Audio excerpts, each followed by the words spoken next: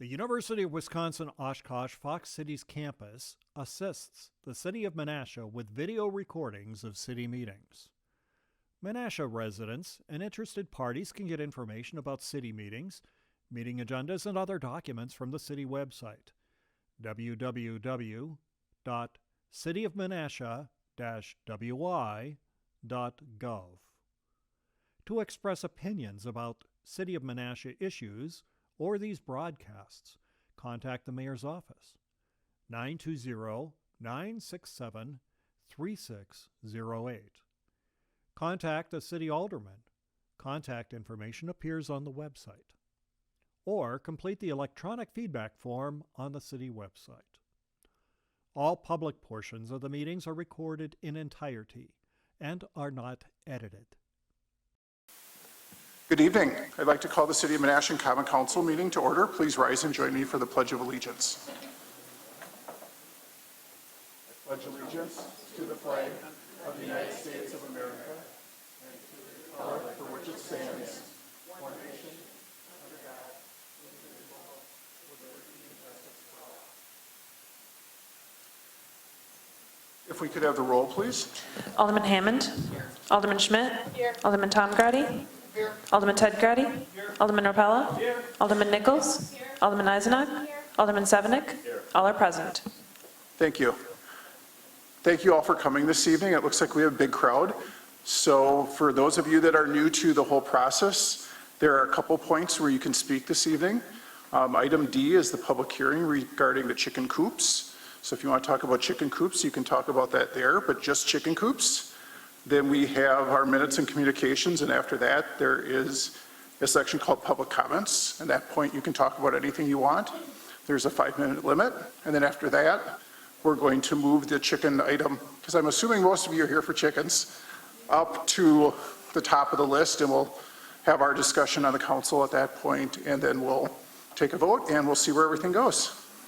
So with that, item D is the public hearing. Director Schrader, would you care to share with us the ins and outs of the public hearing portion? Certainly, Mayor. So basically, the ordinance that is out in front of you regarding specifically the chicken coop is a separate ordinance than the overall chicken ordinance currently the zoning code calls out only one accessory building or accessory use is allowed per premise.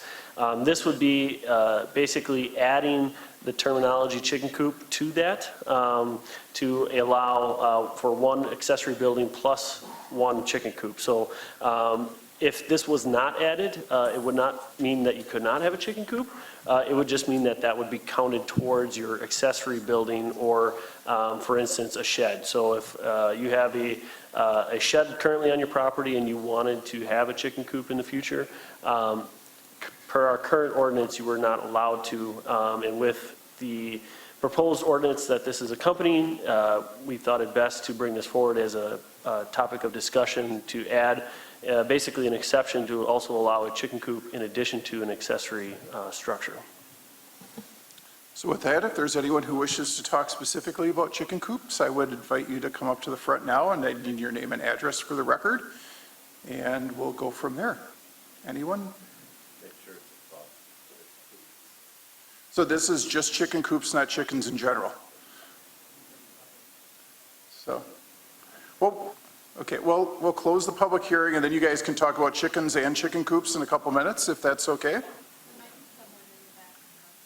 Did you want to talk just about chicken coops, Sandy? Okay. So item E is minutes and communications. Do we have a motion? Alderman Sevenik. Thank you, Mayor. At this time, I'd like for us to receive minutes A through E and communications F through N.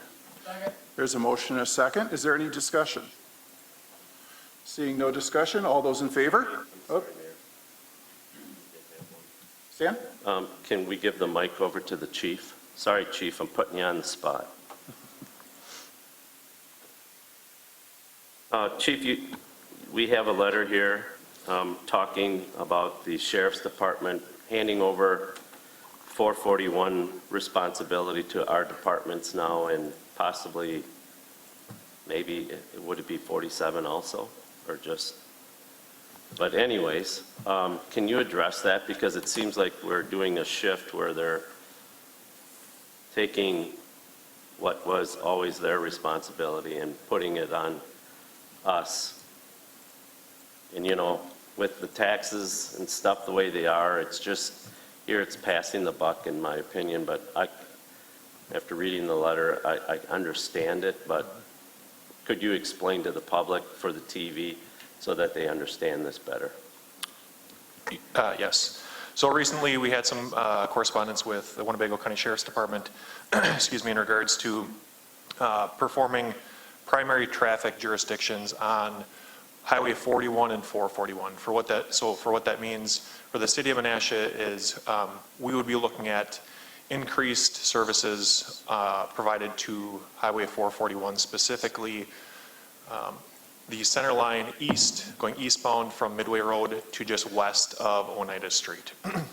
The reasoning for the requested change was because they're seeing some increased issues with staffing. They're currently at an emergency staffing level. They're also seeing issues with area municipalities who are not accepting jail transfers. Their evictions are up. Their third-party committals are also increasing. So just in general, added services that they're taking on.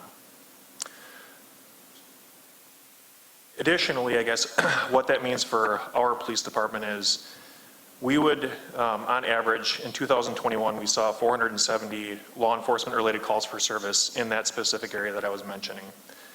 30 of those calls roughly were associated with vehicle crashes. 21 specifically involved vehicle property damage, and 8 involved some type of component for injury with the occupants and or drivers. On average, we saw 114 hours of dedicated service for those calls, and roughly each one of those contacts lasted about 20 minutes. The peak times for calls for service in that area, in our area specifically, is around 10 a.m. through 4 p.m. In preparation for that, our agency has been completing additional training, TIMS training, traffic incident management training, as well as we will be completing additional vehicle contacts training. Our agency has not been on the highway in the past. We've assisted agencies with traffic crashes that have been significant. So we are preparing for that. We were notified towards the end of last year that that may be something that would be forthcoming, and then more specifically towards the beginning of this year, it was an affirmation that it would be coming to fruition. That will begin starting April 1st. There is going to be a transitional phase from April 1st to June 30th. Between that time frame, we're going to be working with Sheriff's Department to assist us with calls. After June 30th, the primary traffic jurisdiction would then be turning over to the city of Menasha. That is our jurisdiction. In full scale, we have the smallest geographical area in comparison to Fox Crossing, the city of Neenah, and city of Oshkosh, which those municipalities have been affected by this as well. In conversations I've personally had with the sheriff, this is hopefully more of a temporary thing, and we're looking for a collaborative approach in the future. But based on increases for service that they're seeing currently, it is the direction that we're headed. Okay, so there's no plans for reimbursing us then, is there? For the 140 hours or whatever. See, so we provide, Not at this point. we provide service, and we continue to have a full staff, and we continue to fund our our police department. But yet, because they feel they're undermanned or whatever, we have to pick up, you know, their end of it. And yes, you are correct. We are the smallest part. I didn't see very much about Fox Crossing in there, because 441, there are vast areas of 441 that isn't Fox Crossing. As far as 41, then, will Neenah be doing 41 and Fox Crossing be doing the same? Correct, yes. Fox Crossing would be taking calls for service westbound on 441, and as well as a component of the Cloverleaf or 41. The city of Neenah would be handling calls for service on Highway 41, and then the city of Oshkosh would be handling everything in their municipality, their jurisdiction, on And 41 we're as not well. going to be doing like, for speeding or anything, are we? Because I know the sheriff's does that on 41, but it's mostly the state patrol, I thought. We've also reached out to the State Patrol to advise them of the certain changes, and they're also in collaboration with us to provide some type of enforcement measures up there. It is, in our particular area, it is limited, just based on how the highway is set up in that area, and it also prevents some safety issues for us as well. So how about speeds? Who's going to be managing that? That would go to us as well. Okay. Just don't see it happening. Alderman Nichols? Thank you, Mayor. When I read through the information provided, the first concern I have is regarding training, because a traffic stop on 441 is much different than a traffic stop in the city. So can you tell us how your department is addressing that? Yes, thank you. All of our officers are completing training through traffic incident management, and that entails a 4-hour course which provides some information on how to properly direct traffic on a highway type setting. Additionally, because it is vastly different than anywhere else in our municipality, we will be doing vehicle context style training where it'll involve different approach considerations for our officers approaching vehicles on a highway type setting. And are there, thank you for that, I'm very glad to hear that. The costs associated with the training and also the cost of extra time,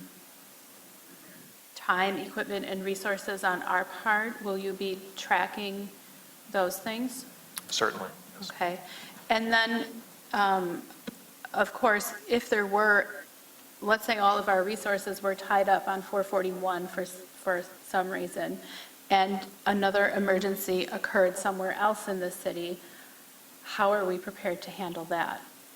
Great question. It's going to be a collaborative approach because as we've seen in the past with significant incidences that have happened on 41 or Highway 441, the area municipalities assist. The sheriff has informed me that they will also be willing to help us. They will have a car in the area as well. We'll certainly be requesting the assistance of the city of Neenah as well as Fox Crossing. Okay. And then lastly, there was a mention in the document from the Sheriff's Department under waterways within the city of Menasha. There is reference to the Menasha Police Department investigating all complaints and incidents occurring on land and bridges over Little Lake Butamore and the Menasha Channel.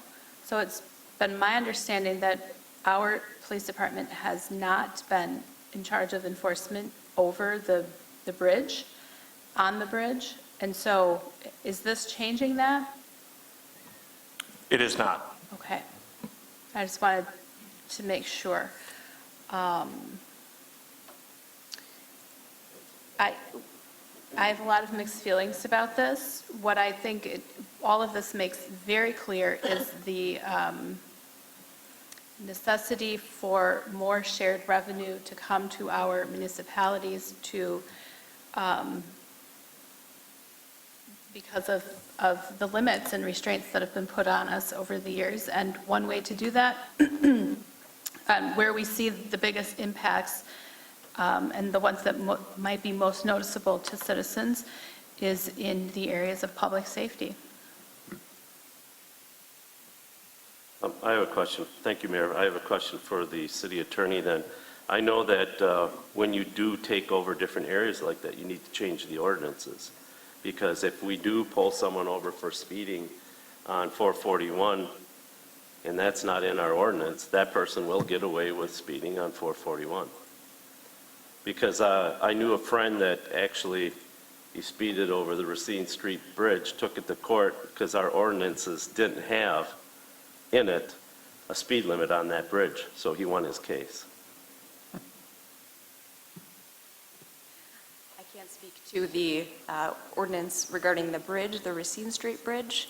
But our jurisdiction, the city of Menasha, does include Highway 441, all areas So they are, inside of the it city. is within our ordinances? Yes, Okay, just, I want to make certain for that. Okay, thank you. thank you. And Chief, since you have the microphone back there, and since Lieutenant Sawyer is here, did you want to take a moment to introduce him? And I would, absolutely. I am very happy to announce that we recently promoted Investigator Sawyer to the investigative lieutenant position. Pete comes to us with a significant amount of experience, to which I'll let him speak of in a moment. It was definitely very apparent in Pete's charisma and passion that he's been preparing for the position for a very long time. He has a lot of background in investigations to entail his time with the MEG unit. He's received a lot of accolades in terms of things he's been involved with the MEG unit as well as our investigative unit. So I'm happy to announce he's here tonight and he'd like to speak for a moment. Thank you. I graduated from the University of Wisconsin-Eau Claire with a bachelor's degree in criminal justice in 2008. I then attended the Law Enforcement Recruit Academy at the Fox Valley Technical College in 2008 as well. I didn't finish, I actually finished online at University of Eau Claire. From there, I was hired in April of 2008 as a patrol officer. I served in that capacity for roughly 4 years, at which point I was selected to serve as an investigator with the Lake Winnebago Area Metropolitan Enforcement Group, or what's referred to as LWAM, or the drug unit. I served in that capacity for approximately 7 years. While in that capacity, I attended DCI, Division of Criminal Investigation School, DEA Drug School, along with Clandestine Laboratory School. I also went to Birmingham, Alabama, and attended the National Computer Forensics Institute for Social Networking to learn various ways to download and interpret data on cellular devices, along with various computers and other things that criminals may utilize. From there, in roughly December of 2017, I was selected to serve as a general investigator back at the police department. Through that, I kind of laid the foundation of, got my generals done. I attended death investigation through the Department of Justice, Division of Criminal Investigation.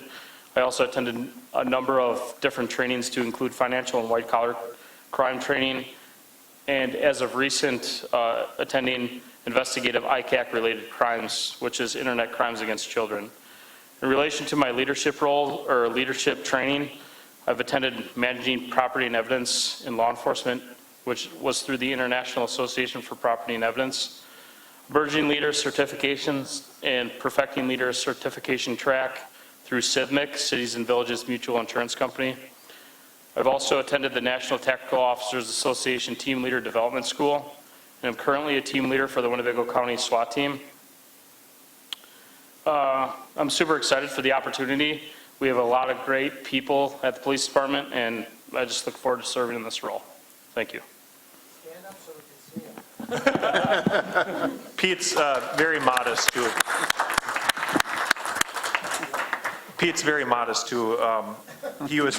He was previously received a life-saving award for commandeering a boat in the city of Menasha and saving somebody's life.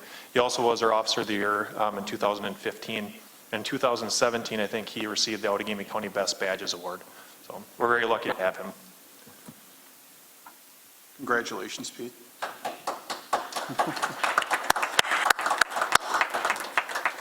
And with that, seeing no further questions, all those in favor? Are there any opposed? Seeing none, item F is public comments. So anyone who wishes to speak, and I know that Mr. Kading, did he sneak out already? He needed to leave early. Mike, did you want to start quick? And so if we could get your name and address, and then you do have up to 5 minutes to speak. Thank you for honoring my request to kind of move along here fairly quickly. Michael Kading, 669 Appleton Road, City of Menasha. I'm going to read a letter on behalf of my wife who can't be here tonight. She decided to take a flying leap off a stoop last week Tuesday and had surgery Friday and is at home recovering. So need to get home and do adult daycare instead of doing child daycare, which she does. So anyways, on behalf of Melanie, please accept this letter. Due to a recent surgery, I'm unable to attend tonight's meeting. My name is Melanie Kading, 669 Appleton Road, Menasha as well. I support the proposed ordinance allowing for ownership of backyard chickens in the city of Menasha. It is perfect timing for the city council to vote in favor of allowing residents to own and raise chickens for the purpose of providing a local, healthy, sustainable source of eggs for their families. In addition to being a reliable food source for their owners, backyard chickens will benefit the city at large. How will Menasha benefit when its residents can own chickens? Local sources of food such as backyard chickens for eggs, backyard vegetable gardens, local farms, and farm markets provide greater nutrition than food that has been transported across the country via rail or truck. Access to local food sources reduces the energy required to transport food long distances. Number 3, chickens rid their backyards of insects, weeds, and effectively reduce use of insecticides and herbicides. This reduction in pollutants will contribute to cleaner municipal water and waterways. Chickens consume large amounts of chicken food waste as supplement to their food. Food waste that may have gone to the landfill is consumed by the chickens and turned into highly effective fertilizer for the backyard gardener. Utilizing this free and natural sourced fertilizer has a positive impact on our ecosystem. In preparation for this ordinance, I spoke with municipal representatives in Oshkosh, Fox Crossing, Neenah, and Appleton.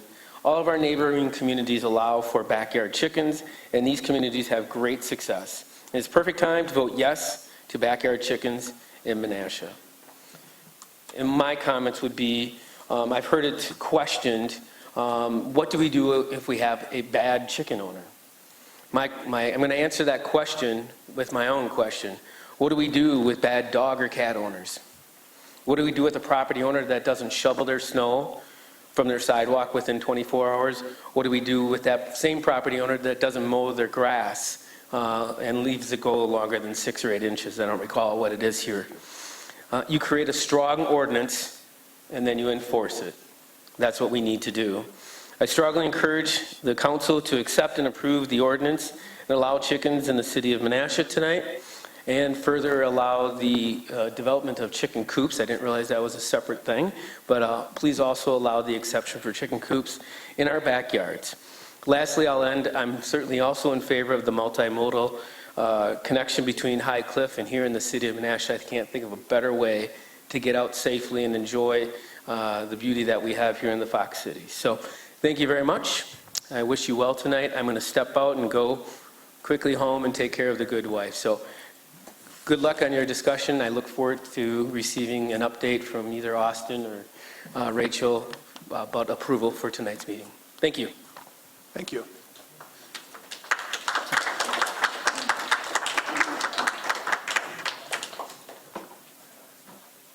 Good evening. Dick Sturm, 1203 Greenwood Court, City of Menasha. You know, tonight is not about the price of eggs or the cost of keeping hens other than the license and inspection fees. It's about the ordinance before you tonight. An ordinance to allow the peaceful enjoyment of property owner and renters in the city of Menasha as our neighboring communities do. Neenah, Fox Crossing, Harrison, and that list could go on and on. The ordinance was drawn up after much fact-finding and research and input from the Menasha Sustainability Committee, twice. The Menasha Health Department Director in conjunction with the CDC first time around. And the Menasha Board of Public Health. All had input, and the Board of Public Health had input again and raised no objection. They reviewed the current ordinance in its standing. Also involved in the writing of this ordinance is the City Sanitarian, the Menasha Community Development, Menasha Plan Commission, along with several City of Menasha aldermen. The Department of Agriculture was involved. Department of Agriculture and Consumer Protection Dr. Myron Kibis provided advice and reviewed the ordinance. He is the Department of Ag Director of Poultry. So he was a busy guy this spring, and I talked to him personally.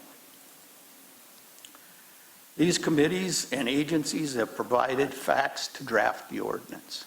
That's what we're here to look at, the ordinance, not the cost of eggs or the cost of raising hens.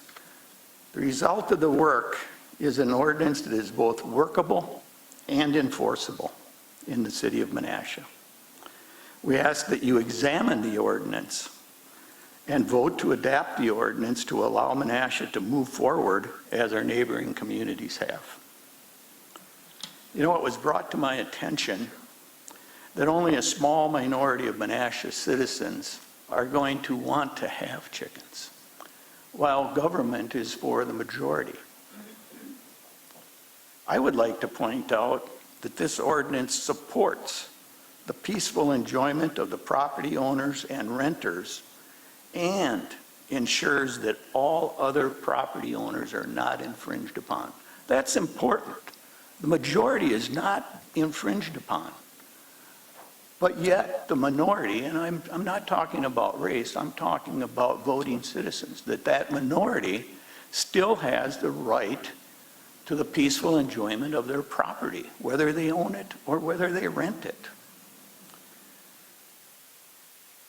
This ordinance ensures that urban hens will not impact neighbors negatively. Look at it. Examine all the clauses that are contained in there to provide that protection.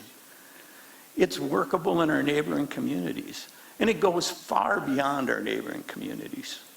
That you can have urban hens in Oshkosh, you can have them in Madison, Milwaukee, Chicago, and New York City. Why are we so far behind? Thank you very much.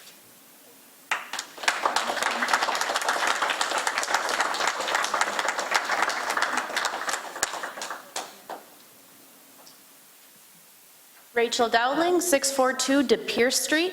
I did collect signatures in a petition form, which my husband will be handing out to you. I do have the signatures listed by city. As you can see, we do have supporting signatures from our neighboring communities as well. First of all, I'd like to thank the Common Council for being here tonight and giving me an opportunity to speak.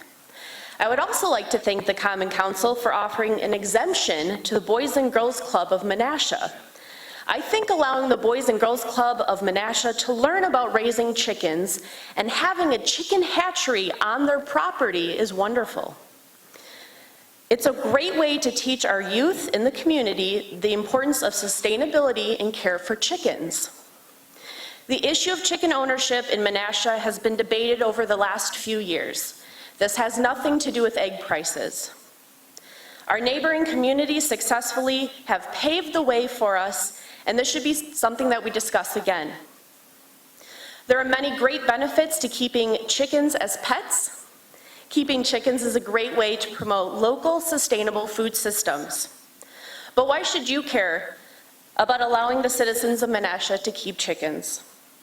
You may already know that keeping chickens can supply you with fresh, healthy eggs from well-cared-for animals. Feeding your chickens kitchen scraps also helps reduce landfill waste.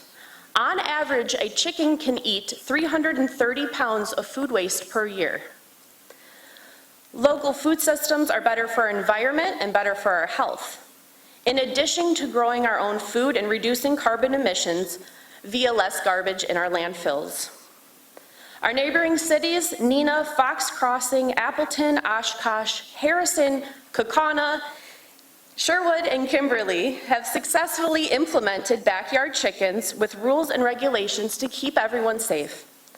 Even though our neighboring citizens have been allowed to keep chickens, none of these cities have turned into farming communities. They've also implemented ordinances allowing, sorry, I lost my spot. I'll start over. The city of Menasha already has ordinances for dogs and cats, but I can assure you that these chickens will not be barking at the mailman or pooping in your neighbor's yard. In fact, when it comes to loudness of chickens, the sound is comparable to a conversation. When the idea of backyard chickens was originally introduced in 2018, there were concerns about bird flu or avian flu. This is a real concern, and so I did a little investigating. I personally contacted the health departments of Winnebago County, Outagamie County, and Calumet County. I asked each health officer to look back into the records for 5 years. You'll be happy to know that in the last 5 years, there have not been a case of the bird flu in any of our counties. And the health officers were happy to report that they had not been called to perform safety or wellness checks on any chicken coops. I wasn't satisfied. I did more research with the CDC website. According to the CDC, there is no need to remove small family-owned flocks for worry of bird flu. Bird flu is a concern for large companies and corporations where coops can experience overcrowding, low quality of food, and stress on the animal. The CDC went on to say that having a small flock of urban chickens allows owners to keep a clean, safe environment with high-quality food. After looking at the proposed ordinance, I believe it was written with the intent to keep our community safe. It is also important that we look back into our U.S. history. I want us to look back at the history of America in the 1800s, before slavery was abolished. During this time, slaves were not given what we would consider basic human rights. There were no constitutional rights for them. They could not own property, learn to read, own livestock, or even leave the property without their master's permission. But these slaves were allowed to own chickens. Even though they had been stripped of every basic human right, the government in the 1800s decided that chicken ownership was important. Chicken ownership was a means that people could use to provide for their families, and I'm here to ask you this: why am I not allowed the same rights? I'm asking you to support this ordinance change. And at this time, I'd also like to ask my fellow community members who do not want to speak tonight, if you would please stand to show your support. Thank you for your time. Thank you. Is there anyone else who wishes to speak tonight? There's someone else coming up from behind, sir, if you want to, or That's fine. we'll get you next, okay? I can wait. Hello, my name is Sarah Melodic. I live at 357 Winnebago Avenue on Jody Island. So there are many reasons that my family and I would love to be able to own chickens. I have 3 young children, all under the age of 8.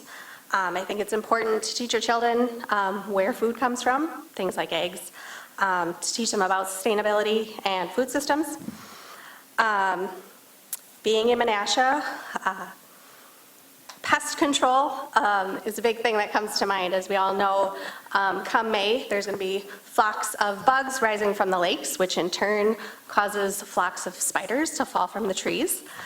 So we have lots of bugs and tasty little critters in our backyard, and chickens absolutely love bugs and tasty little critters.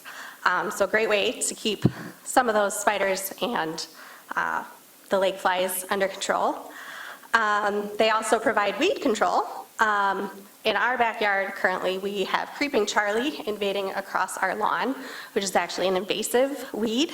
And it actually happens to be a very tasty treat for chickens. So they can help control certain weeds like that. If you're pulling weeds out of your garden, you can toss them to the chickens. They like to eat them. They have a very great appetite for many different things, which leads me to my next point, which is waste management. As I said, I have 3 small children. We have lots of food that goes in the garbage. I could, in turn, with chickens, take that food from my garbage and give it to the chickens as an extra snack. I did find an article from 2010. A small town in Belgium offered chickens to its citizens, and 2,000 families took them up on that within several months. Each family was given 3 chickens from the city. They were able to cut the food waste going to the landfill by 100 tons per month. So that's a lot of waste. I know one of the other people had said chickens can consume a lot of waste, a lot of food, so it definitely helps cut down on what goes to the landfill. We would enjoy great compost from the chicken's waste after eating all those tasty things. Chicken poop contains lots of nitrogen and other nutrients that are great for our gardens. Since we are big supporters of sustainable food systems, we have a garden in our backyard, so great compost to add to that with the chickens. And last but not least, a huge benefit of owning chickens would be the eggs, especially given current prices and conditions of commercial flocks. I find that that would be highly beneficial to be able to go into my backyard and get eggs rather than going to the grocery store and shaking my head at the high prices that you currently are seeing. I know that people do have concerns about the chickens, mainly noise, cleanliness, disease, that sort of thing. So a laying hen clucks at about 70 decibels, which is the same volume as a normal conversation that people are holding. I've heard many instances of people who have lived next door to chickens for years and not known because they're not disturbing at all. Nobody wants roosters, we just want chickens. So the noise complaint would be less than hearing your neighbor's dog bark. And I know a lot of people have dogs. So as far as cleanliness and disease, the avian flu, which has been affecting a lot of commercial flocks at this time, is a lot less likely to affect a small urban flock of chickens. It's when you have huge chickens, overcrowding, that sort of thing, when the disease kind of runs rampant and takes them all out. So a lot safer in that respect to have a small flock of chickens in your backyard rather than all the commercial ones. As far as cleanliness, chickens are going to be an investment for anybody. You're going to have the coop, you're going to have the feed, you're going to be buying the chickens. So people that are going to be making that investment, fairly certain are going to be taking the time to make sure that they're keeping their investment healthy and clean. Chickens, as well as being great producers of eggs, are also in many cases registered as emotional support animals. They're very sweet, they're very smart. They're like pets, and if people love their pets, they're going to take care of their pets. So people are going to keep them clean, take care of them, and make sure that they're not causing a nuisance. And just in respect to everything, I've grown up in Menasha, I've seen a lot of changes here. A lot of progress has been made to keep us current with the world, and I think that it's time for us to keep with that progress and that change and to stay current by voting for chickens. Thank you. Thank you. Never thought of...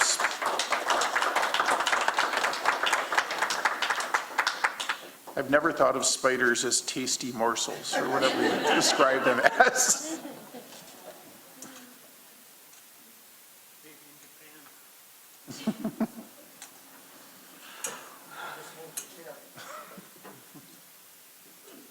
Hi, my name's Greg Omashinsky. I live at 833 6th Street.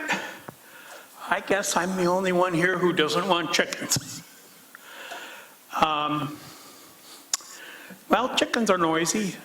Their clucking goes to about 70 decibels, which is, like someone said, it is about a talking voice. But let's say somebody's got 5 or 6 chickens in their backyard, and in the summer you're sitting in your porch or something. Do you really want to listen to chickens? I don't. I mean, we have enough noise in our city already. We don't need more.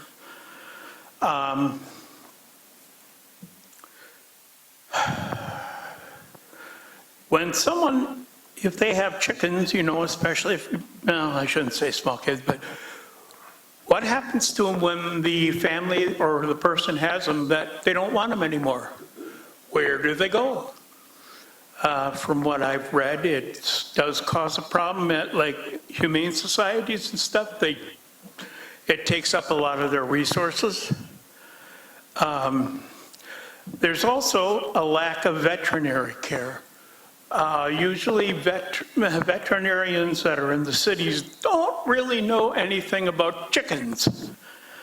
So if you have a sick chicken, you're probably going to have to go elsewhere.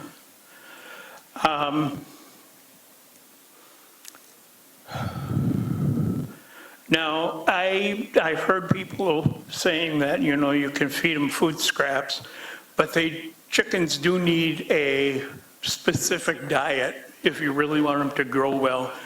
And from what I've read, the perfect, quote, perfect type of feed is not always available. But of course, we have Fleet Farm here, so that may not. I don't know how much they keep. Nuisance complaints, like I said, they're noisy.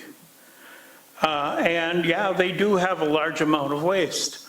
Okay, if people want to compost it, hey, that's great, I'm all for it. But what about the people who just don't clean out the coops? And it just keeps building up. Do we really have to smell that? And who's going to take care of that? Who do I call? Who do I call for saying, hey, these people don't care about them, you know, it stinks, they let them. That's another thing that I also read, that it depends upon how many chickens you have, but if you want them to roam free in your yard, they can do a lot of damage to your grass, your shrubs. They don't care what they eat.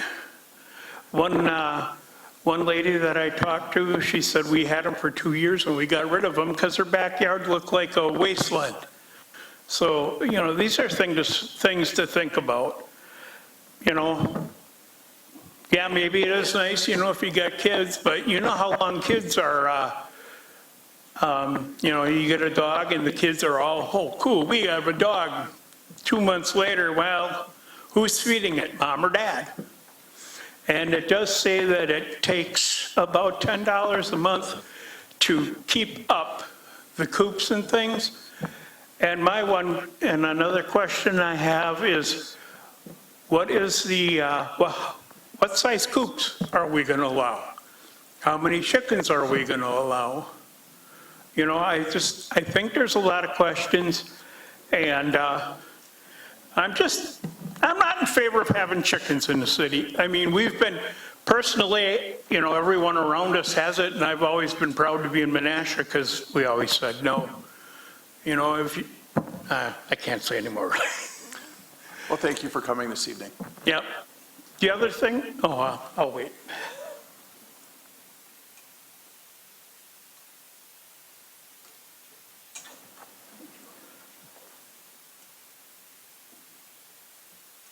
Hi, Amber Hammond, 41 Taco Street. I just want to make a short little mental health note too. Being someone that studied psychology, mental health, cognitive, and development is very, Amber Hammond, is very important to me. So, a couple things about it. So a study by Northumbria University done in 2013 shows that hen power helps to beat loneliness and depression. As someone who has an alcoholic in their family, my family member turned to farming to help him. And it was something that he lives in the city by choice, and it's something that he did to help him get through his time because he loved to farm. And where we were from did allow chickens, and that is all he could do. So that is what he did, and it got him off the path to alcoholism, and I literally am talking about a hen. That hen became his friend. There are healing benefits, the same as dogs. There's studies that are done too that you can look into. Hens have the same exact healing power as dogs do, in a little bit of different ways. So I just wanted to bring up the developmental psychological information that goes along with chickens. Thank you. Thank you.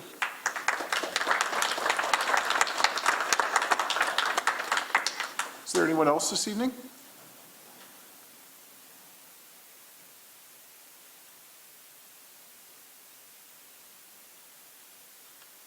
Sarah Rivet, 351 Namath Street.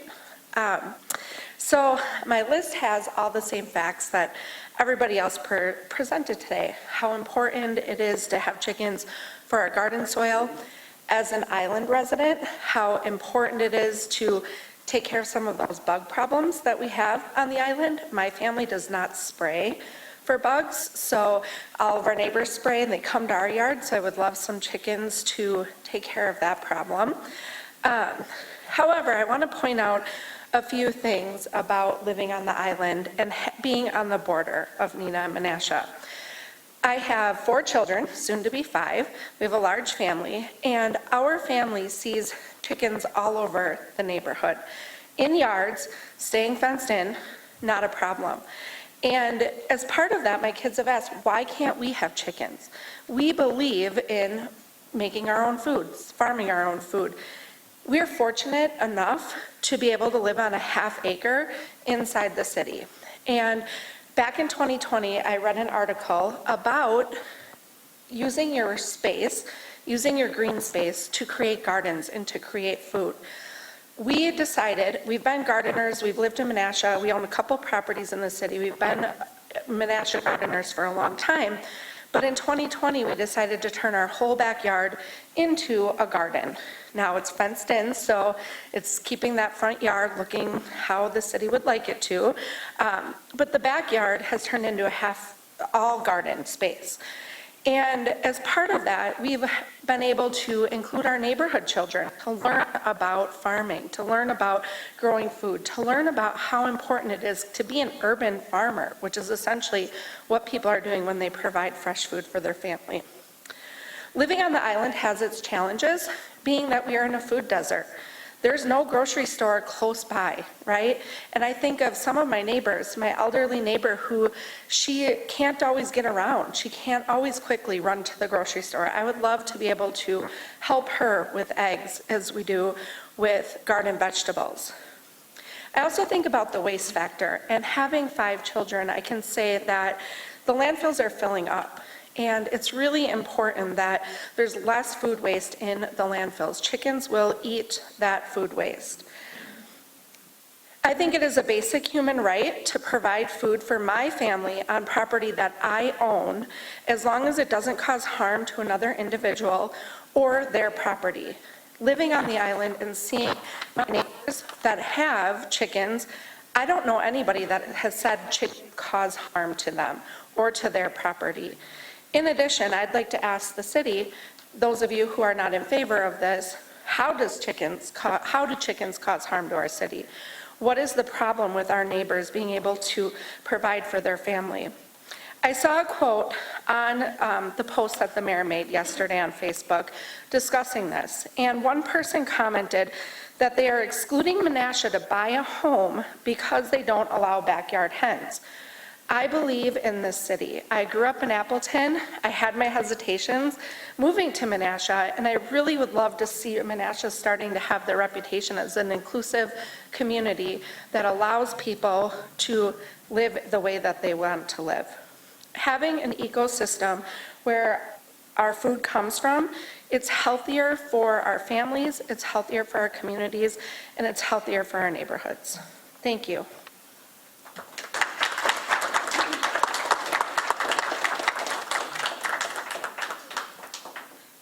Is there anyone else this evening?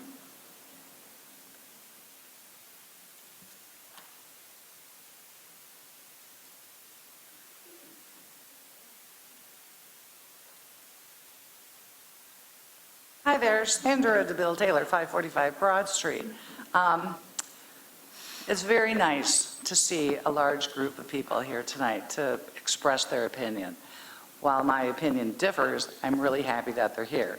I wish more people would attend the council meetings and give input, because that's the only way you can really make an engaged and an informed decision. With that said, the topic tonight is primarily regarding the urban chickens. I would like to kind of focus more on the technicalities of the ordinances before you rather than the emotional aspect, because I feel that a lot of the people here tonight are expressing that emotion as a pet, as something for their children to learn from. So my first question is regarding the memo that was put out by both Alderman Tom Grady and Austin Hammond. It refers to the history of this ordinance. And back in 2019, it failed at the administration committee level. So that's my first question. Why isn't this at the administration committee level? Why was it fast-tracked to the Common Council? Secondly, it has a recommendation that the Sustainability Committee recommended it. I do have a question as to, when you think of it, urban chickens are not sustainable. You have to purchase the chickens. You have to purchase the coop. You have to purchase the feed. You cannot sell your eggs. You cannot butcher the chicken. You have to keep this revolving door of purchasing and as what was brought up earlier by another member of the gallery, was what you do when you no longer want your chicken or the chicken no longer lays its eggs. They are only good for a certain amount of years. And cold weather, they do not like to lay. So there are those aspects to be involved. The big question is this a pet or is this a livestock? And that's kind of this hairy, fine line that we have going here. It also said that it was mentioned that the health department recommended it. They actually made no recommendation either way. And it says staff is recommending it, and I really kind of question that because this is only more of a burden on their current workload, both the health department and community development, and I really question how they are going to have time to keep up with this, because that's one of the biggest things I think the majority of the people in this community are concerned about, is the lack of code enforcement now, and now we're going to add this to it. And that's my main concern. Then looking at the ordinance itself, there's been a lot of comparisons to other communities. I will kind of just stick to Neenah. Neenah only allows 4 hens, not 6. Also, I had it scribbled down here. Also, Neenah only allows it for single-family residential, not not duplexes.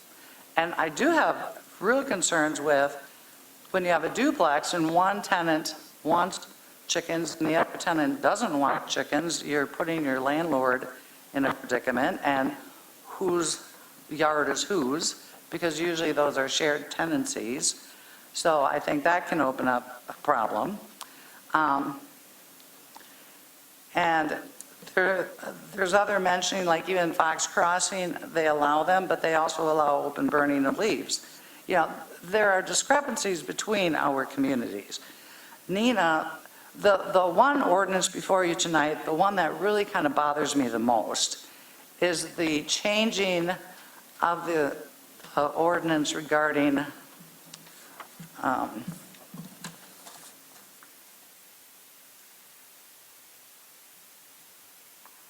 the amending Title 7, Chapter 1, the keeping of chickens where it is the chicken coop. The problem that we have is that our current ordinance allows for 1 detached garage and 1 accessory building. And that building can be a shed. It can be, it has it listed here. And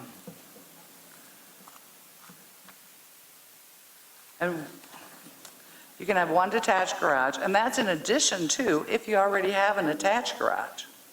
So you could have a 2-car attached garage and also have another detached garage on that same lot, plus an accessory building of a shed.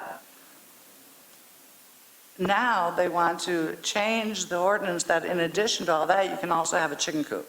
But they're trying to claim that it's a use and not a structure, but it is a structure because even the definition calls a coop a new and existing enclosed accessory structure. So to say it's just a use is really wishy-washy. There's been a lot of misinformation, I think, regarding the setback because it is in reality a 3-foot setback from the property line, unless the neighbor has a structure. Then it's 25 feet. So a lot of people are saying it's a 25-foot setback from the property line, and it's not. It's really only 3 feet. So if you're in your backyard and you don't have a garage there, your neighbor could put their chicken coop up basically 3 feet from the property line. And what was brought up, there's also another discrepancy in the current standards. If you do have a detached garage or an accessory building that currently is 8 feet from the principal dwelling, which is the house, then the standard is a 6-foot wide side yard setback. So here we're going from 6 feet, and this ordinance would allow 3 feet.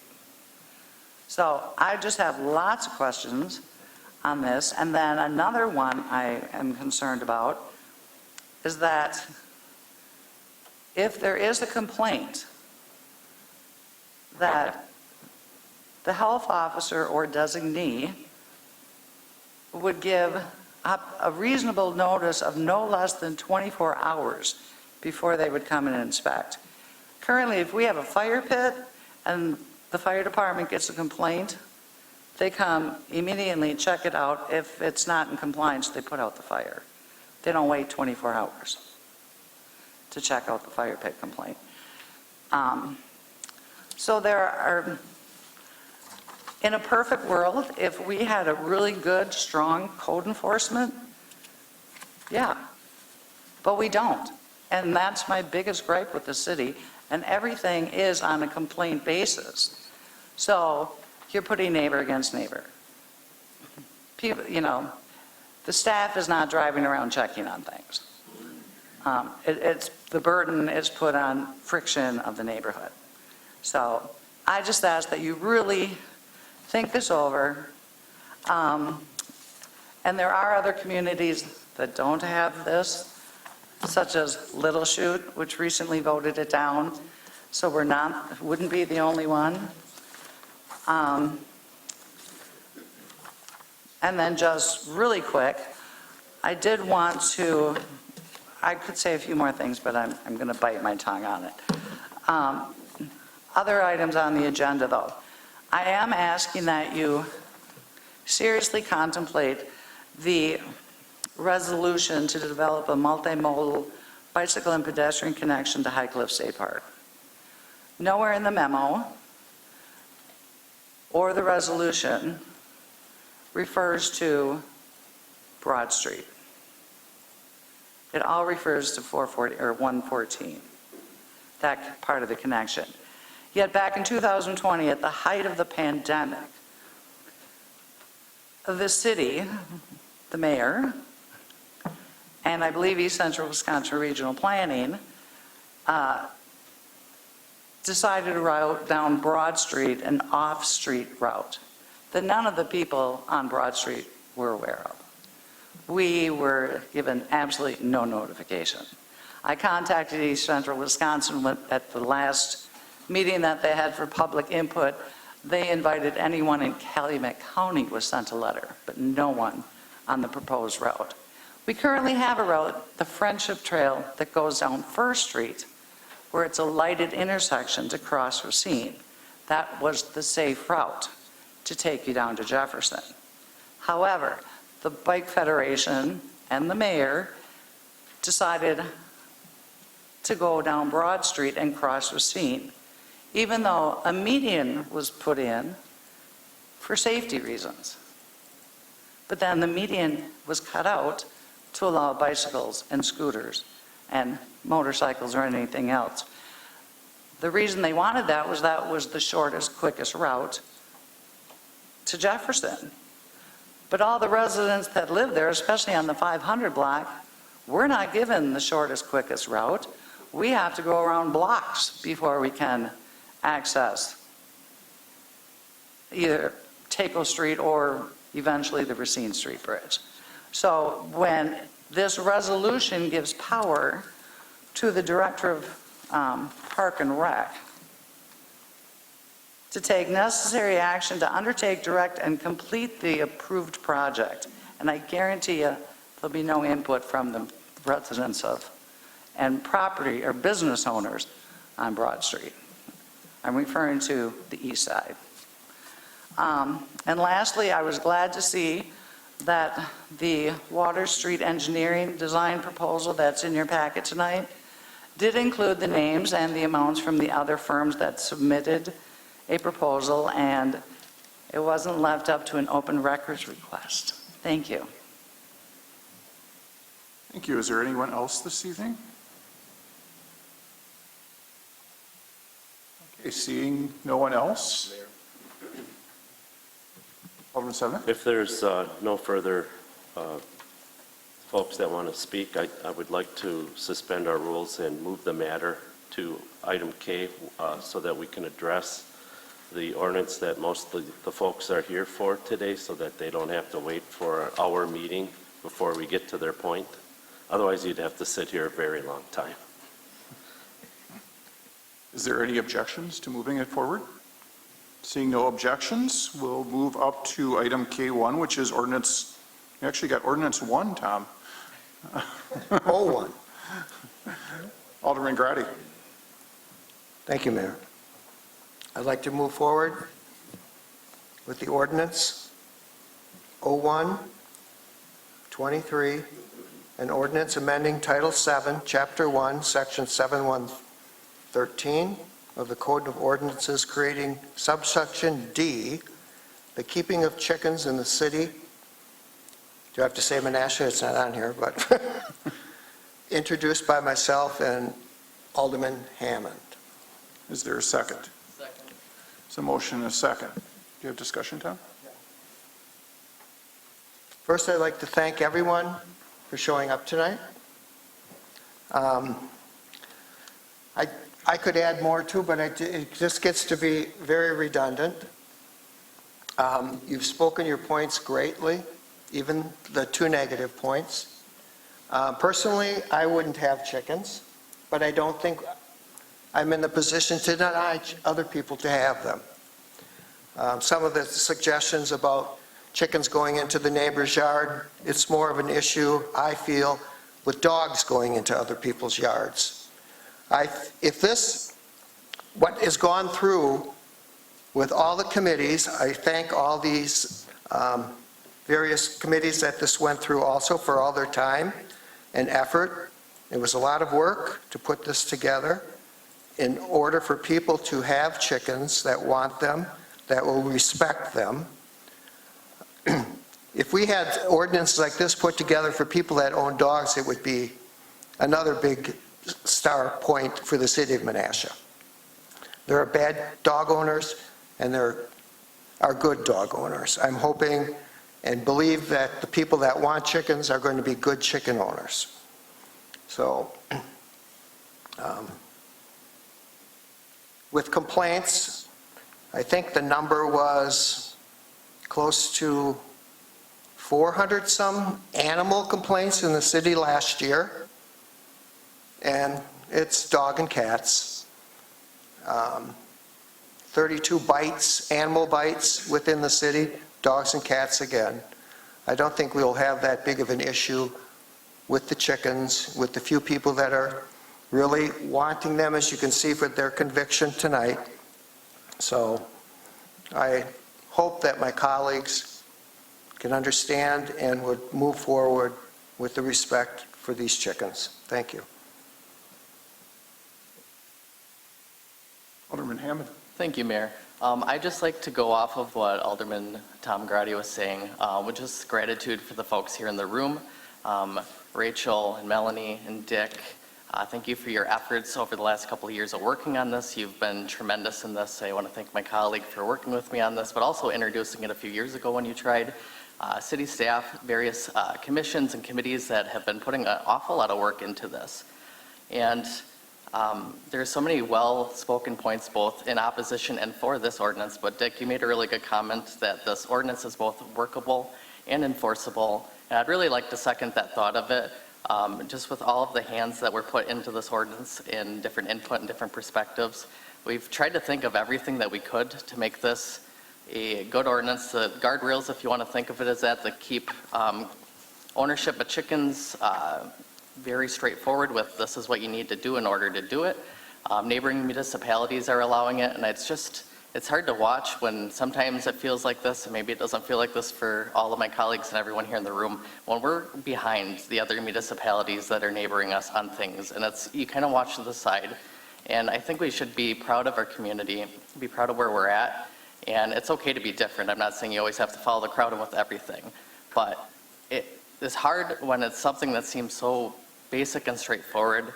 And I'm not up here to say that I personally love chickens, but that's not what the point of this is. The point of this is for folks here in the room and in the city.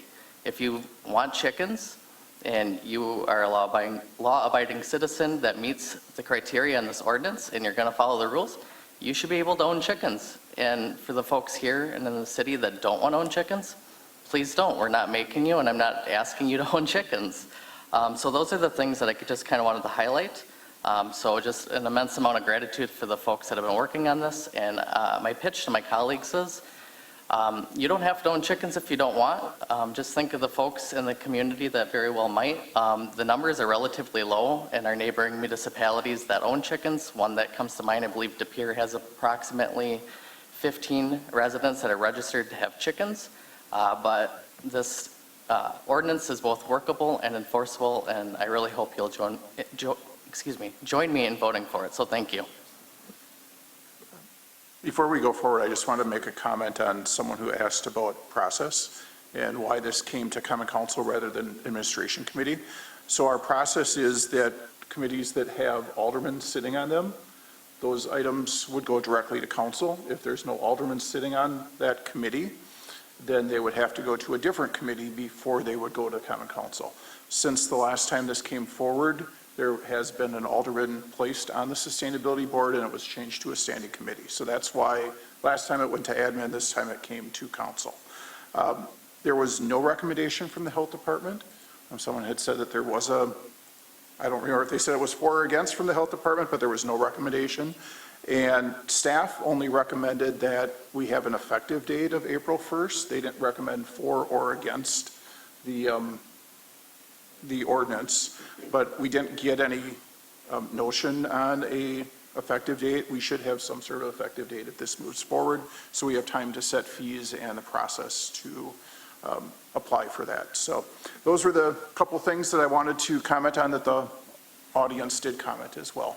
So the other Alderman Grady now. Oh, the other one, that'd be 10. Okay, thank you. Yeah, this ordinance did come to the council a couple of years ago, and it wasn't written very well. And I give credit to the board for what they have put together with this ordinance and laying it out as they have. And thank you, people, for showing up in support of this, because I think the minority of the people that want chickens are going to be good chicken owners. They're going to abide by the law. They're going to do what they have to do. Or, as the ordinance states, they won't be able to have chickens ever again in the city of Menasha. So I'm struggling over this. At first I thought, well, if you want chickens, move to a farm. And I think the one lady on Namath Street has this acre or whatever she has out there. I go, boy, she sounds like she should be in the farm instead of in the city. But that's not the meaning, or that's just my thinking. And to listen to other people and what is being proposed before us is well thought out and could be accepted. And the department heads strongly did not object against any of this. I don't think there's going to be much calls. I don't think there's going to be much ordinances, violations, or anything else, but still on the fence. But for our job up here as the 8 aldermen, we are voted by our constituents to do what is right for the majority of the people. And the majority of the people of Menasha do not want chickens. They do not see it, do not understand it, but maybe they should have been here today to understand why it might be needed and the benefits of what can be done. So with that, I'll listen to my other colleagues if they do talk, but I am not going to totally rule out voting no on this. I'm kind of for it by listening to what was presented tonight, so, and it's a good thing, I think. So that's, well, I'll leave it for now. Alderman Rapella. Thank you, Mayor. Again, just what Alderman Ted Garati had mentioned, that we're here to be the voice of our district. And so I have checked in the last 3-4 weeks with many people in my district, and so I've gotten their views. So my vote will represent what the majority of the people in my district want. So again, it's not my view, it's what my people want. So that's all I got to say. Thank you. Alderman Nichols.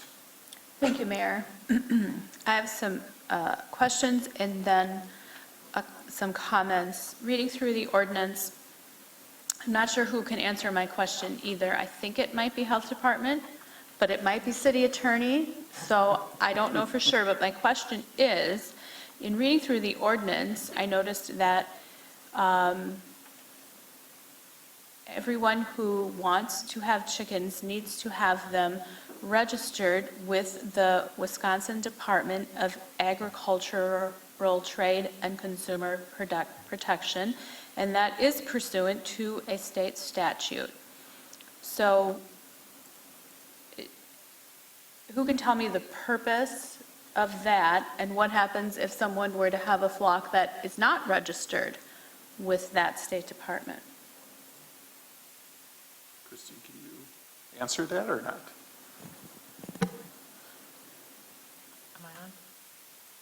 I think I can kind of answer. The registration with Wisconsin DAGCAP, so Department of Agricultural Trade and Consumer Protection, is for the it's for the location. So you're registering your location, not the flock itself. And the purpose is so that the state agency would be able to track who has a backyard flock in the case of an outbreak or whatnot, if they needed to track down where there might be vulnerabilities. So that's the reason why the property needs to be registered as having birds on the property. And then what was your other question, or the other piece of that? What happens if a property were identified with a flock that was not registered? That would be for the city to take enforcement on. And they would be required to get a permit to have that flock. And part of that permitting process is registering with DATCAP. Okay, so they need a permit through the city of Menasha, and part of that permitting process is to make sure that their property is registered with the Department of Agriculture, Trade, and Consumer Protection. That's correct. Thank you.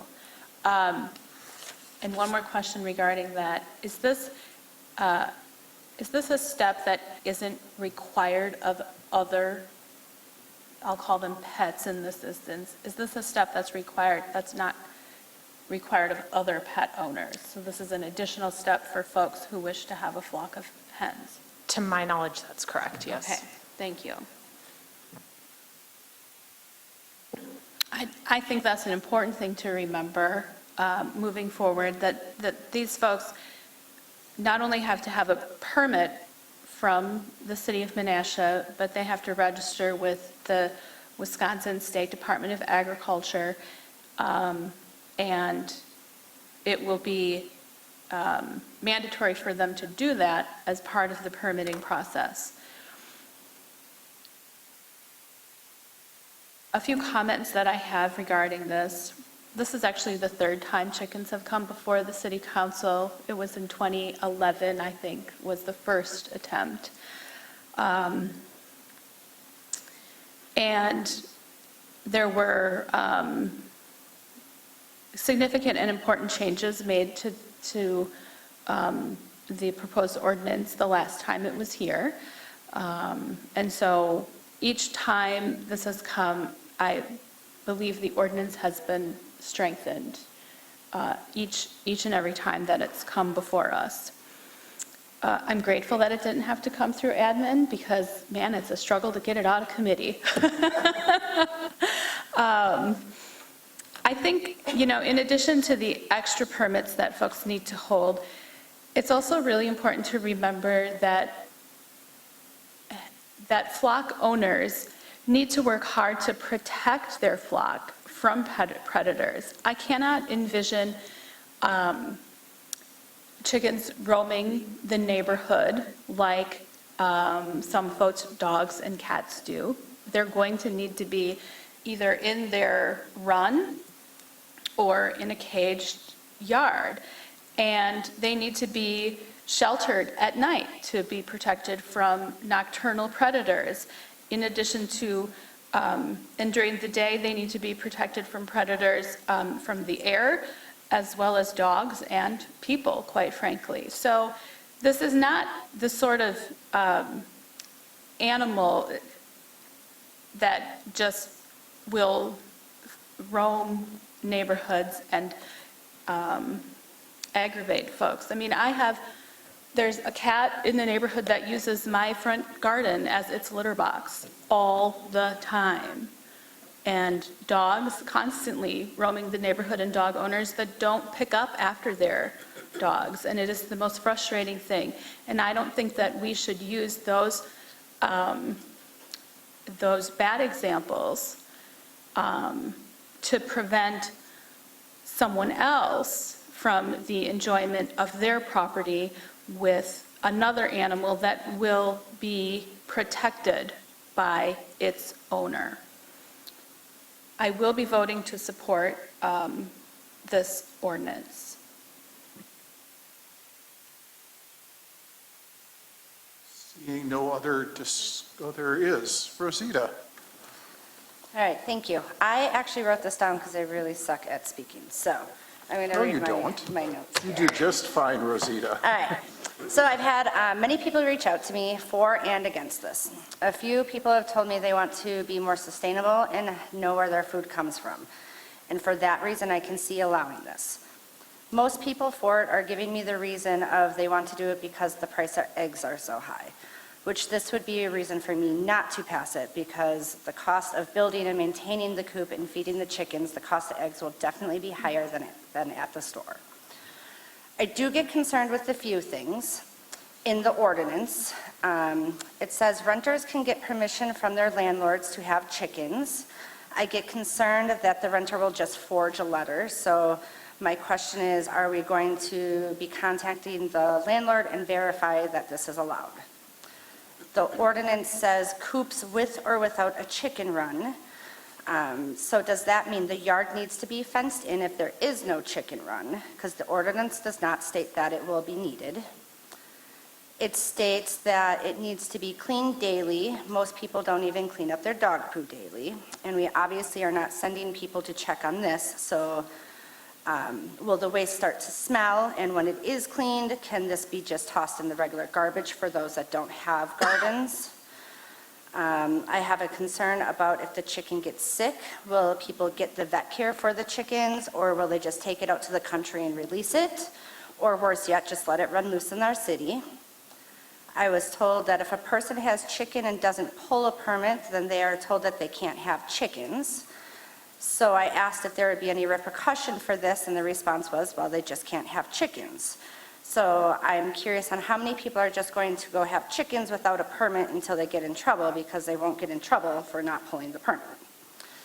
This all leads into the time needed to monitor this whole scenario. I spoke with the health department, and they did say that they will find the time. But that means that they don't currently have the time if they need to find the time. And now the code enforcer or the police department are going to be getting more calls about complaints, because let's be real, people are going to complain, and now we have to find the time for that. It says no person may slaughter their chickens or sell the eggs or baby chicks in the city. So where do they take their chickens when they don't produce eggs anymore, or are they just going to let them loose in the city or the country? You can't sell eggs. Well, that's the main reason why people want eggs or chickens, for the eggs, and they say that they want to help their neighbors. Do we actually think that they're not going to try to sell the eggs if they have extras? And in conclusion, I am not sure now how I'm going to vote, because I've heard a lot of good and bad for the chickens, but just was concerned with my questions not getting answered, and I think this could open a can of worms for the city, but we'll see what happens. Thank you. So what I was going to say is we don't have an effective date on the ordinance yet. And now I see that Alderman Schmidt would like to speak too, sorry. But before we do vote on it, we should either have an effective date or a amendment to do such. Yeah. No, I just want to speak on this too. I am quite aware of what it takes to raise chickens. My brother had plenty of them on 10 acres of land. and free range, as well as eggs, as well as turkeys and everything else. And I do know the work that is involved with taking care of them. I had some concerns that when this came through the planning committee, I voted against it because I had some concerns as to the ordinance. Yes, the ordinance is good, but I don't think it's as good as it should be. I think it could be a lot better. Things like an annual fee, well, that should be established. Well, I think a lot of this should have been worked out beforehand, but things like workmanlike manner as far as a chicken coop. What is workmanlike manner? Does that mean the guy who thinks he's a handyman but really isn't a handyman and puts something together and, just says it has to be waterproof? Well, does it have to be painted, not painted? I mean, there's a lot of interpretation to a lot of different things. Part of my concern too is heat lamps. We live in sub-zero temperatures in the winter months, and without heat lamps and without heated water dishes, chickens aren't going to live. And yeah, I know that there was some talk about the reason why 6, because 6 will keep each other warm, but that will only, I did enough research on that, they really only keep each other warm till about 15 degrees. Anything below that, their production goes down or they don't lay at all. Then with heat lamps, now to me that opens up Pandora's box as far as how are you going to run the extension cords out for the heat lamps, the water dishes, possible fires, a lot of other things that can happen. Again, the 6 chickens bothers me because Neenah only allows 4. Other communities only allow 4, all of a sudden 6. I just have a lot of concerns over a lot of that interpretation, because I'm of the school that I believe, and police officers will probably agree to this, is, we make rules and we put speed limits out there and we do things for the people who really aren't going to follow the rules so that you have something to hold them to. To me, if you don't have everything in place, somebody's going to find a hole to crawl through to get away with it. To chime in on some of the other things that, like Alderman Eisenach said too, I've had people call me for, against. I've had more people call me against it in my district than for.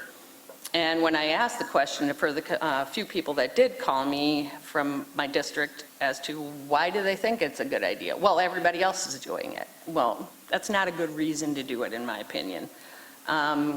City of Menasha prides itself on being the City of Menasha, not an extension of the City of Neenah or Appleton. We like to pin ourselves against them when they do something wrong and say that we stand alone and we don't follow the crowds. Like I said, there's just certain things that I think could be done a lot better. I feel as though this kind of came through. Yeah, other departments said they looked at it, but quite honestly, I wish our departments would speak up a little bit more and say, we really don't have the space to take on anymore.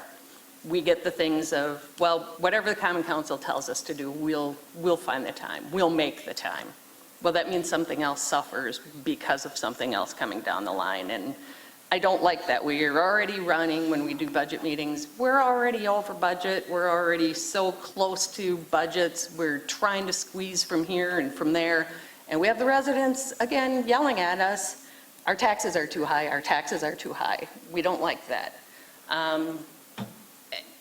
We're just asking for more work to be done by our department's heads and our police department and everything else.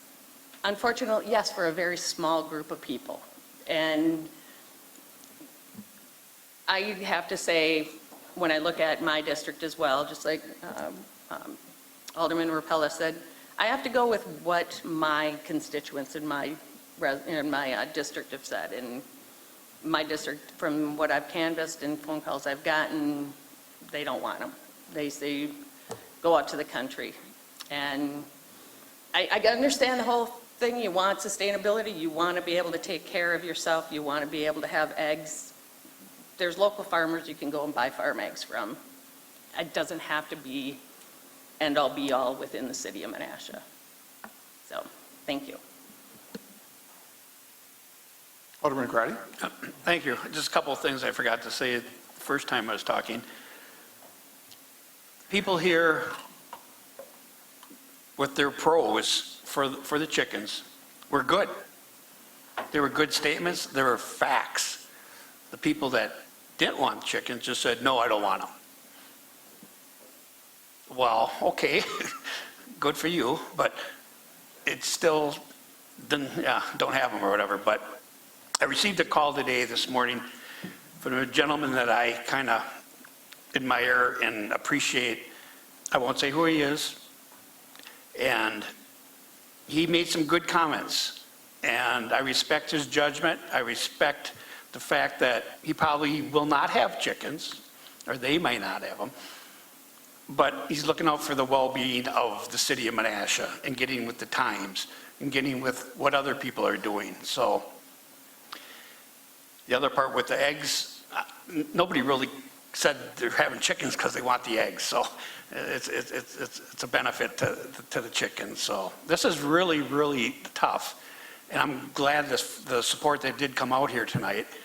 And we'll just kind of see what we do. But I'm kind of thinking that maybe it's time to adopt the chicken ordinance in the city of Menasha, and let's get on with other things that we have to do here. Alderman Sevenick. This is my third go-around. And I know everyone out there probably knows my position already. But I felt I owed it to you because of the great job you did this evening, stating your points. Dick and Rachel, they've been to council meetings before, and they always do a very good job. And I appreciate that.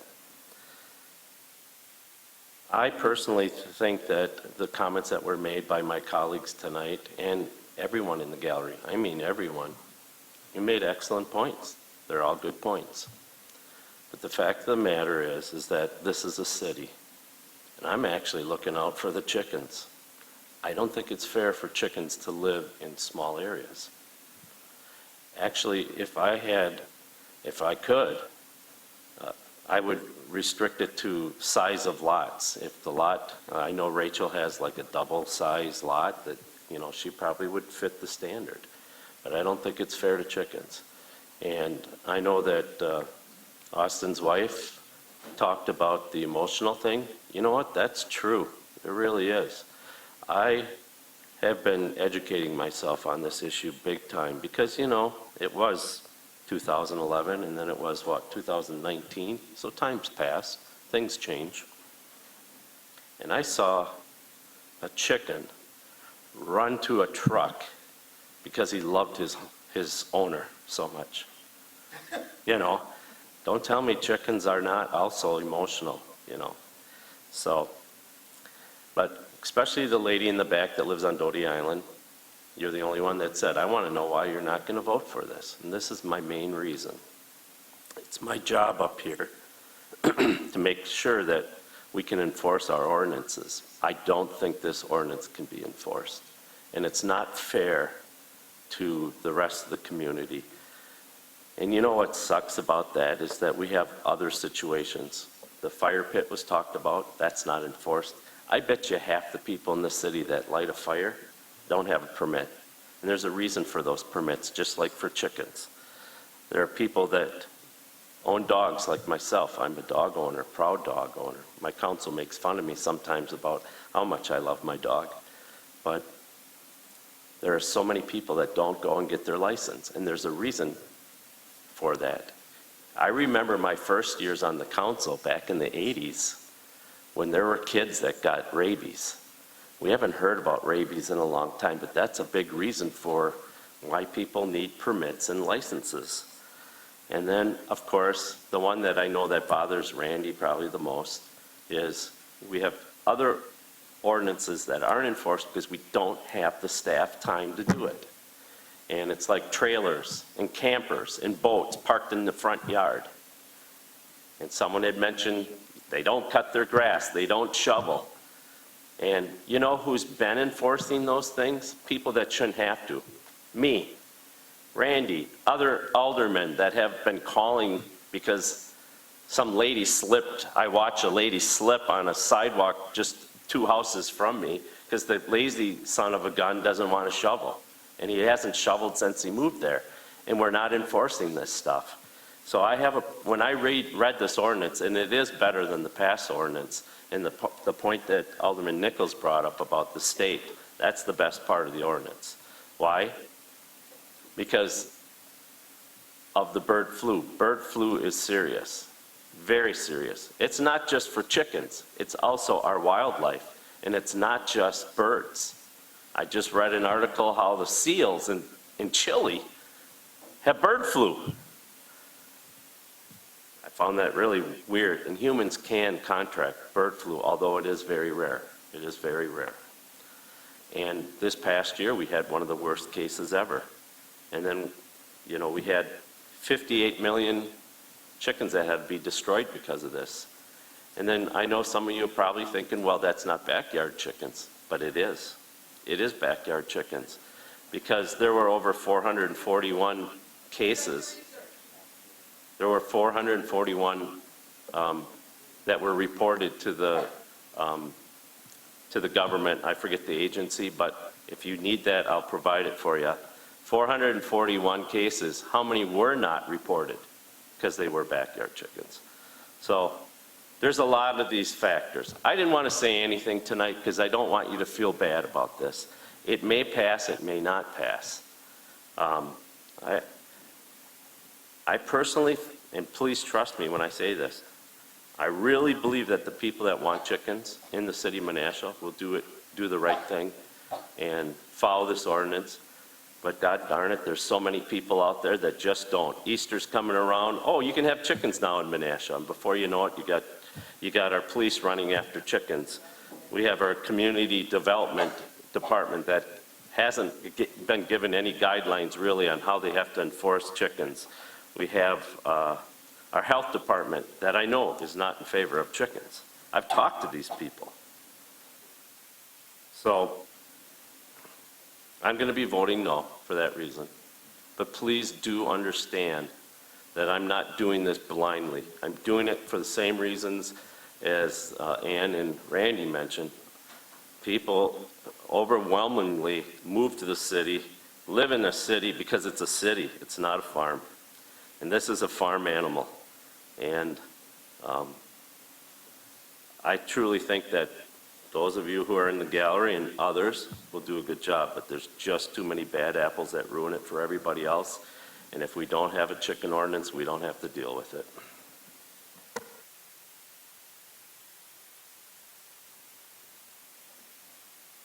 Thank you. I just wanted to make mention of one other thing that I forgot to before. It's not a simple answer of whether we should or we shouldn't. What we have to put more emphasis on is what are we going to be faced with if the answer is yes. If the vote is yes and it goes through, that one yes now has 100 or more other things that we have to deal with as a council, as different department heads, as a city in general. It's not just a simple yes answer tonight and everything's good. It's good for anybody who wants to have the chickens, but now on the backside, the rest of it has to come through the city. So I just wanted to make mention of, it's never just one answer and everything's great and you just move forward. There's one answer and there's a lot of other things that have to be taken care of on the backside. Thank you. Yep, thank you. One more comment, and then I'm done for the night on chickens. Alderman Sevenik brought up a good point, saying the ordinances. And he feels, and I heard him say, that the people that want chickens will probably follow those ordinances and do what is right. Then we should get rid of some of our ordinances if we can't control them, and maybe have a separate workshop on that. A separate workshop on different things that are going on, so that we're not overtaxing our department heads on things that we never enforce anyhow, but let the people that are going to enforce them and do the right thing by having chickens be okay, but it's a fine line, but too many ordinances, and we should really look at all that stuff and review that in upcoming months around here, because that's all we hear about is nothing's ever done. So that's it for me.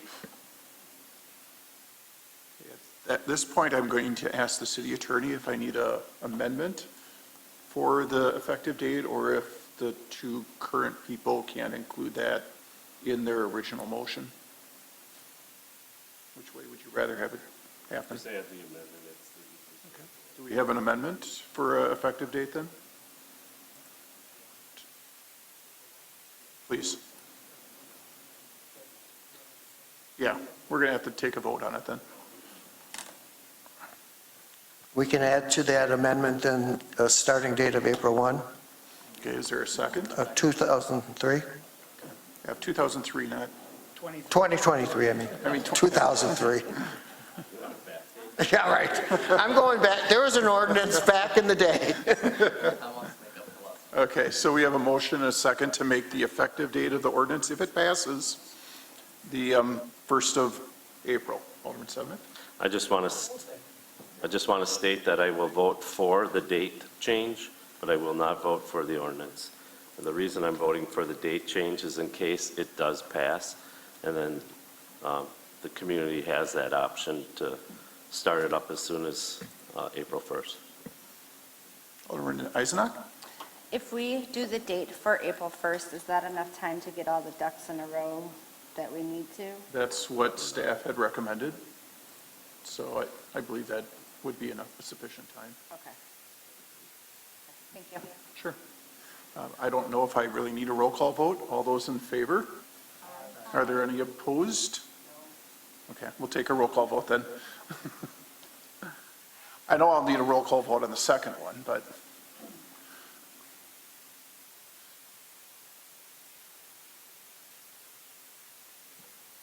Motion carries 6-2. Okay.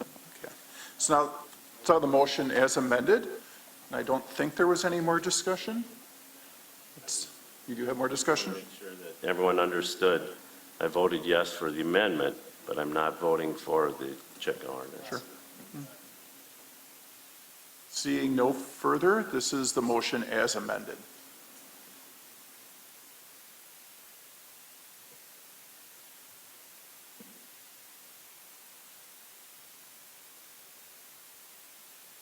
And the vote is 4-4.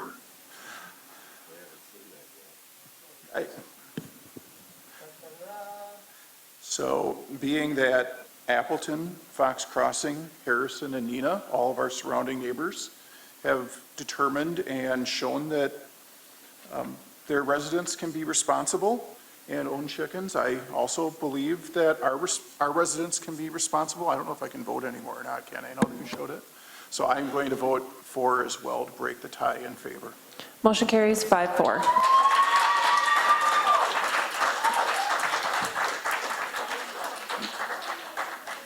Before you get too happy, there's a second ordinance on chicken coops that has to pass too. Otherwise, you can have a chicken but no coop. So, do we have a motion on ordinance 2? And could we include an effective date in it, please? Alderman Hammond. Thank you, Mayor. I would like to make a motion for ordinance 223, an ordinance amending Title 13, Chapter of the Code of Ordinances, R1 Single Family Residence District, R2 Two Family Residence District, and low-density R1A Single Family Residential District accessory uses, introduced by Alderman Tom Grady and myself, with the date of April 1st, 2023. Is there a second? So motion and a second by Alderman Grady. Do we have discussion? Alderman Sevenick. Thank you, Mayor. My question's for Sam.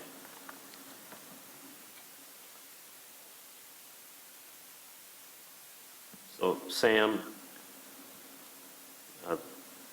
I guess I have a couple questions. So let's say the coop this passes and the coop is allowed, and they decide 2 years from now they don't want chickens anymore. Is there a provision that the coop has to come down? Because what I'm worried about is that it becomes a storage unit or something like that. So in other words, you've got yourself now 2 storage units out on your property. Otherwise, I'll be building me a chicken coop and never get chickens. That is, would not be in the ordinance. And we had not discussed that regarding any type of permit process. Yeah, I have a problem with that. Ann raised a good point earlier too about, I didn't write it down.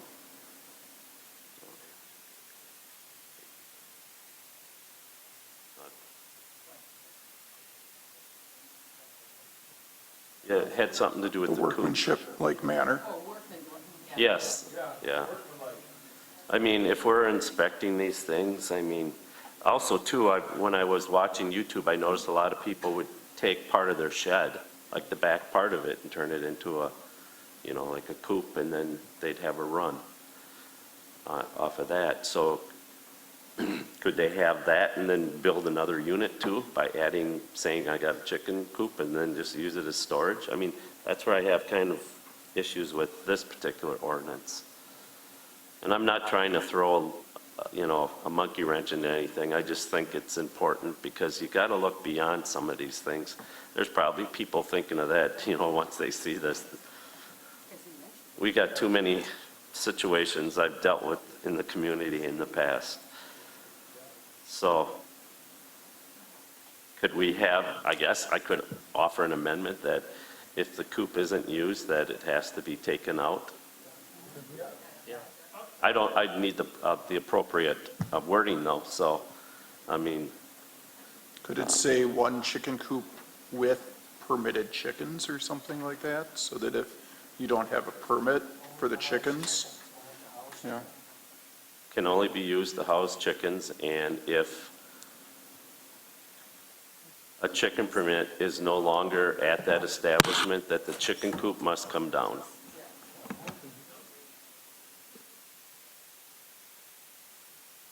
Were you able to get that, Haley?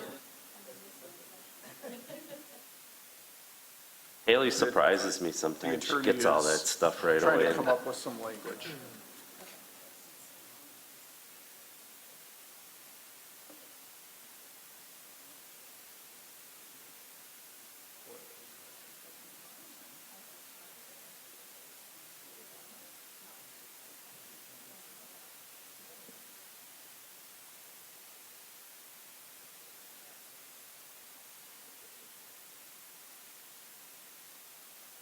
You do know your taxes will go up because you'll have another building.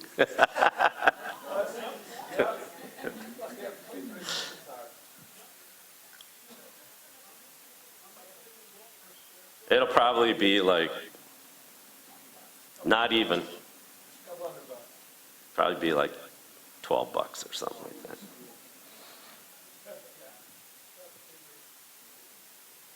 No, that'd be a fortune.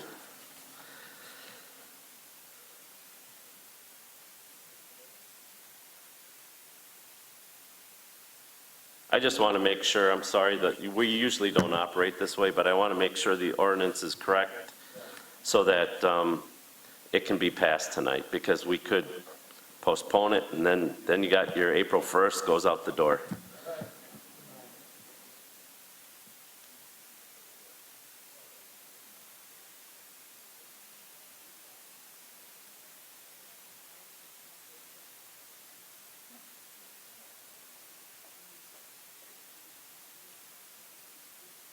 I think there is a size determined already. 3 square feet It's per it's bird.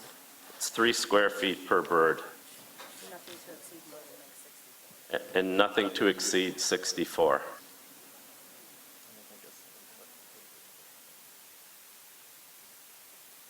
And then an air conditioning unit and a heating unit and. Are you adding these things?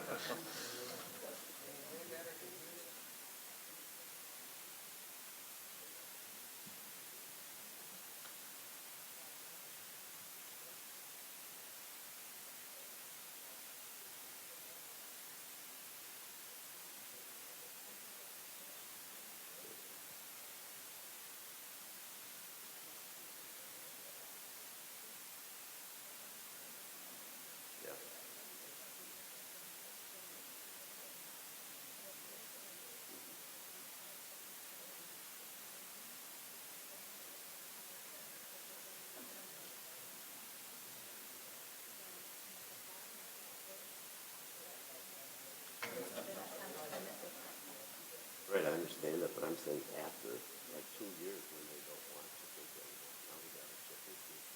And they're storing it, making it into a storage unit. And I know I would do it. Well, it's a loophole. I mean, it's a smart thought to like try to have that in there so that's avoidable. Because people are always trying to add like another storage unit to their property. And I agree with you. Like, I think this is a good, very good. thanks for coming.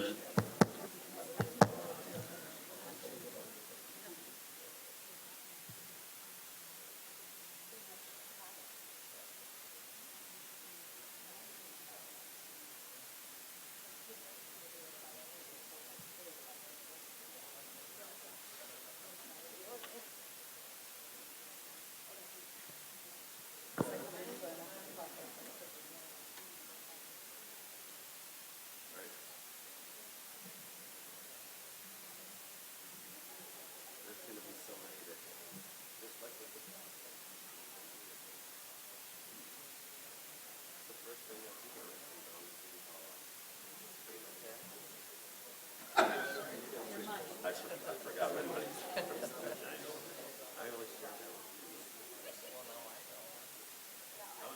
But the thing is, I have till April. And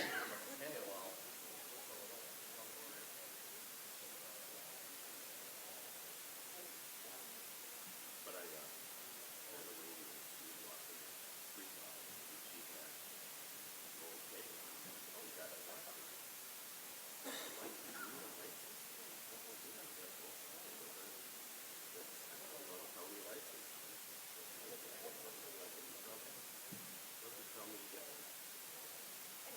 And that's why.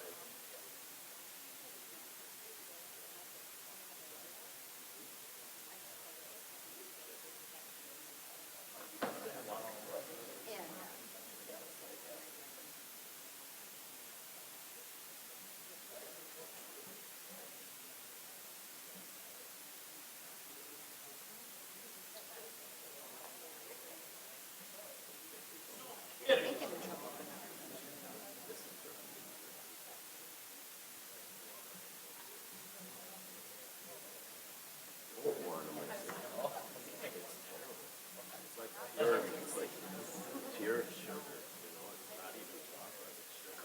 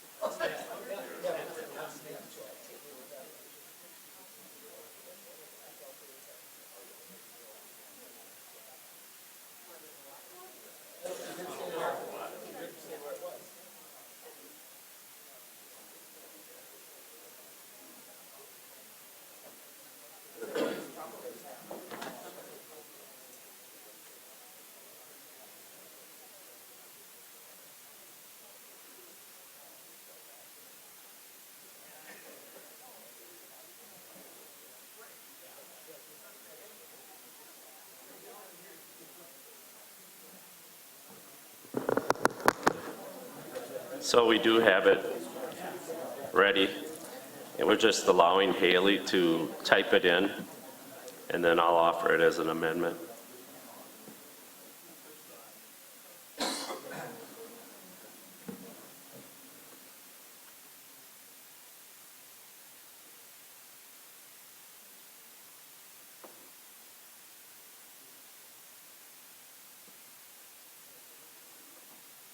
Okay.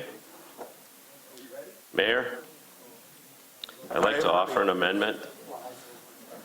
And the amendment would be, as long as the property holds a current annual license and permit per section 7-1-13D, parent D. Is there a second? Second. It's a motion and a second from Alderman Hammond. This is the legalese of that.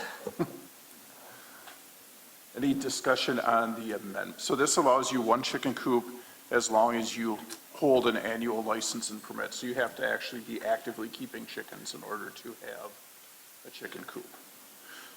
Or you could just get the license. Yeah, I suppose you could, but I don't know why you'd want to. Alderman Nichols, did you have anything regarding the amendment? Yeah, is this added to letter E after one, you're allowed one chicken coop as long as? Yes, right? Okay. Correct? Director Schrader? Okay. I just want to make sure where it's going. I want to make sure I understand where it's being inserted. And then,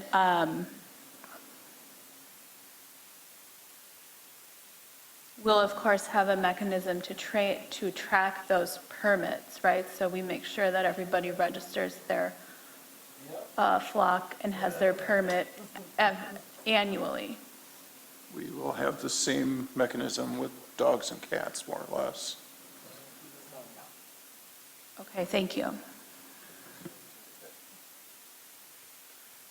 So no further discussion on the amendment. If we could have a roll call vote on the amendment.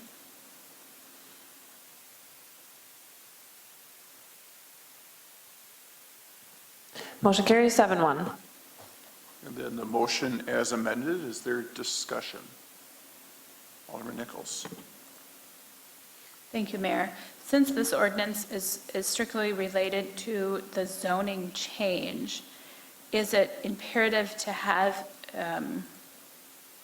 is it something that could just be effective immediately instead of having the zoning change and the application process start on the same day? If you have opinions, Director Schrader, I have my opinion, but I don't want to do that since you're the one who's going to be enforcing that zoning change. Chickens are. Just the coops, just the coops. No, I do not believe we would need that same effective date, especially because we just tied it to needing the permit. So they are not allowed a coop unless a permit is granted, and they can't get a permit until April 1, so it would not be effective per the zoning code. But it's in the motion, April 1st. Yes, it's in the motion. I understand that. Does having it be in the motion like that negatively impact anything?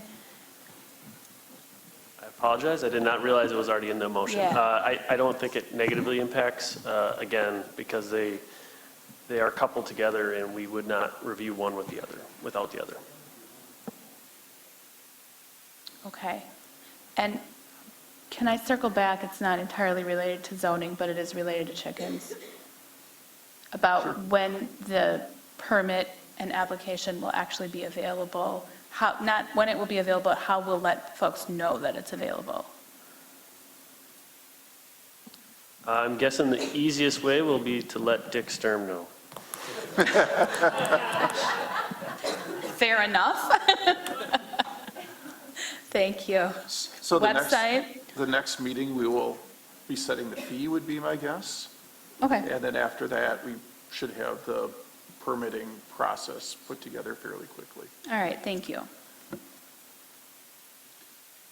So the motion as amended is on the floor. Seeing no other discussion, if we could have a roll call vote, please.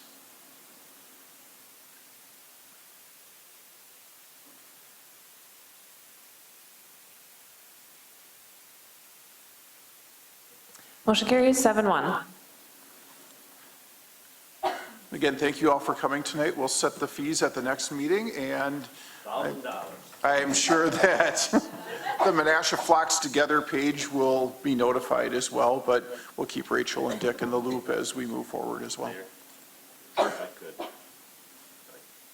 to suspend the rules here, just so you know, I was joking about the $1,000, and that actually state statute only allows us to set a fee based on what it would cost us as a city to administer the inspections and things like that. So it won't be $1,000. So we do also have someone in the audience for action item number 2, the Water Street Engineering and Design. And if we don't have any objections, I'd like to move that item forward as well, since this is one of the longest council meetings we've had in a long time. Which number is that? It's item I2, action items 2. I don't know if anyone needs any description of this, or if someone would like to make a motion at this point. Alderman Sevenick. Unless Ann wanted to.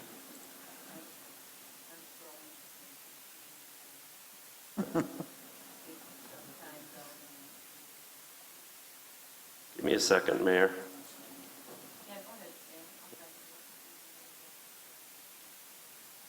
Trying to get to the end of the, so-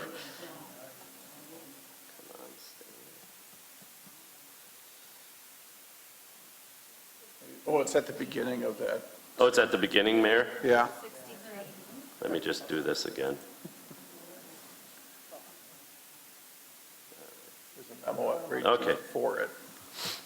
We're finally back in order here. So anyways, it is staff's recommendation that the Common Council award the design and engineering to Robert E. Lee and Associates for the Barlow Street construction as outlined in the 2019 Water Street Corridor Plan, not to exceed $139,450 with an additional 25% contingency for unforeseen issues and projects needed that may arise. And then I do have discussion. Was there a second? So motion and a second by Alderman Schmidt, and go ahead, Stan. Okay, thank you. So I'm sure everyone received an email, and I did have discussions with that individual today who I could say is a friend. I went to high school with him, and he was very cordial and everything and understanding. And I did have long conversations with staff on this particular issue, and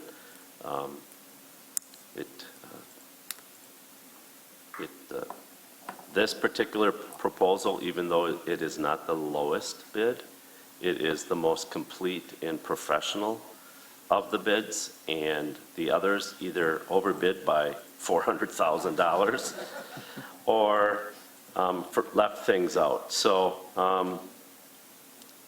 that's why I made this motion. I think we need to proceed. One of the reasons I decided to run this next time around, because I really was thinking about not doing it, was I want to see this project through, especially after the fact the governor of our state gave us $2,074,000 to do this project. This project is so important, I believe, in the city of Menasha to take it to the next level as far as our community being the gem of the valley. This will make such an improvement to our community that I don't want any further delay on this. So I would ask my colleagues to vote for this. Seeing no further discussion, sorry, Ted. You guys all wait till I say, let's have a roll call vote. Yeah, no, I'm sorry too. But I understand, and I agree with Alderman Sevenick with looking at Robert Lee's bid. But I'm concerned with the low bidder. If all of this, maybe just a question for Sam, were they comparing apples to apples? I'm getting vibes saying, I didn't know this was part of it and this wasn't. And if the department heads are satisfied with what was sent out and what was received back. And all the people that bid also knew that, and if they didn't ask questions, that's their fault or their problem, but are we happy with what transpired here based on, as Alderman Sevenick said, the email that did come out from one of the bidders? I don't know if that's a question for Laura or is it for Sam? I don't know. I can tackle that. Staff does believe that everyone got the same information. Again, and this is, as we know, this is a very complex project. It's not just engineering a street. It's not just putting a trail in, doing a landscape plan. It includes shore wall, potential for, again, lowering the grade. So we need to, potentially do some borings on that.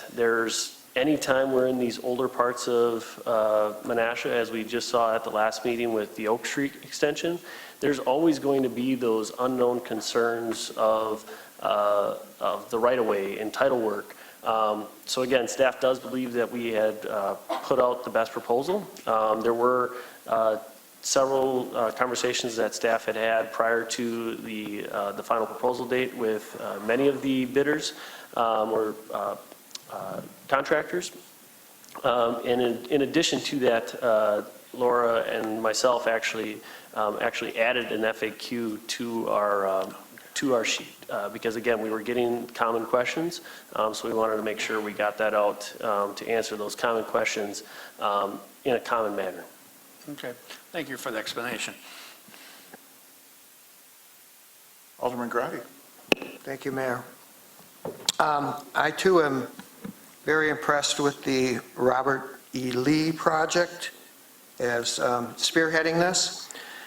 Just so the council knows and the public knows too that, they've done some other related water project designs with the Portage Canal, not very much different from us, the Berlin downtown waterfront, and the Wausau waterfront.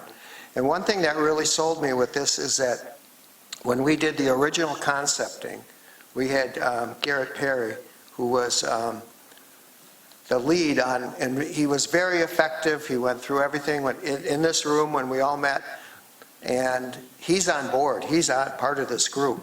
So it's nice to have someone that had the original concept still working and following through with the finished project. I think that's admirable. Thank you. Seeing no one else, if we could have a roll call vote, please. Oh, did Sam want to say something? I just want to add too, because I know it was discussed, we recognize that, and we wanted to make sure we put this out there, that staff did not take the low bid or this next proposal lightly. We did have lots of internal conversations and as well as conversations with them. But at the end of the day, looking at the criteria, the project itself, the proposals as identified in the memo, that is where we landed with our staff recommendation.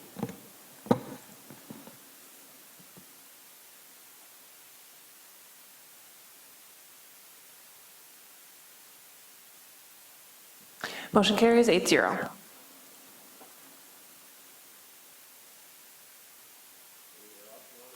I don't know, should we just go from the top now?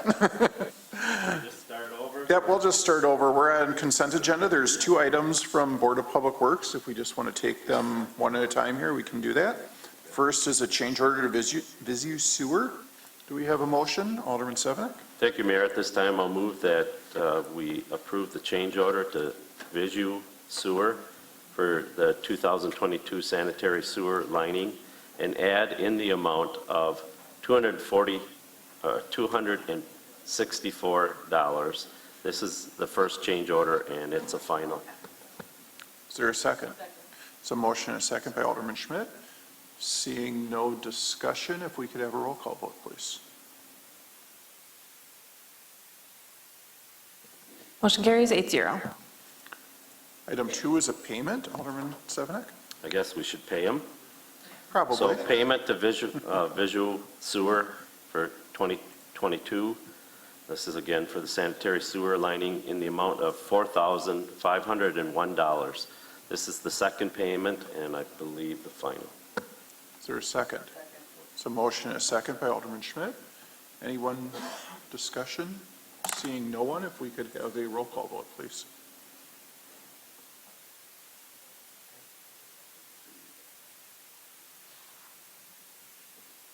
Motion carries 8-0. Item I is action items. The first is the accounts payable and payroll. Do we have a motion? Alderman Nichols. Thank you, Mayor. Move to approve the accounts payable and payroll for the term of February 3rd through February 16th, 2023, in the amount of $5,812,655.61. Is there a second? So motion and a second by Alderman Rapella. Any discussion? Seeing no discussion, if we could have a roll call vote, please.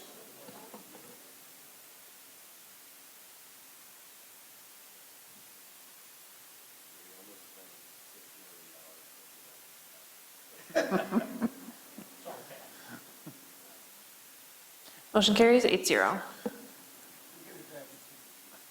So just so everyone knows, at this time of the year, we don't actually spend $5.8 million. A big chunk of that, I don't know how much of it, is going back to the other taxing entities, the school district, the county, the tech college. Did I miss someone? But a lot of that is going back to those other communities. Item 3 is the beverage operators applications, and we do have one that was recommended for deferral to the Common Council. I don't know if the chief would like to comment on that, or the city attorney, before we go there. And of course, the microphone is way up there.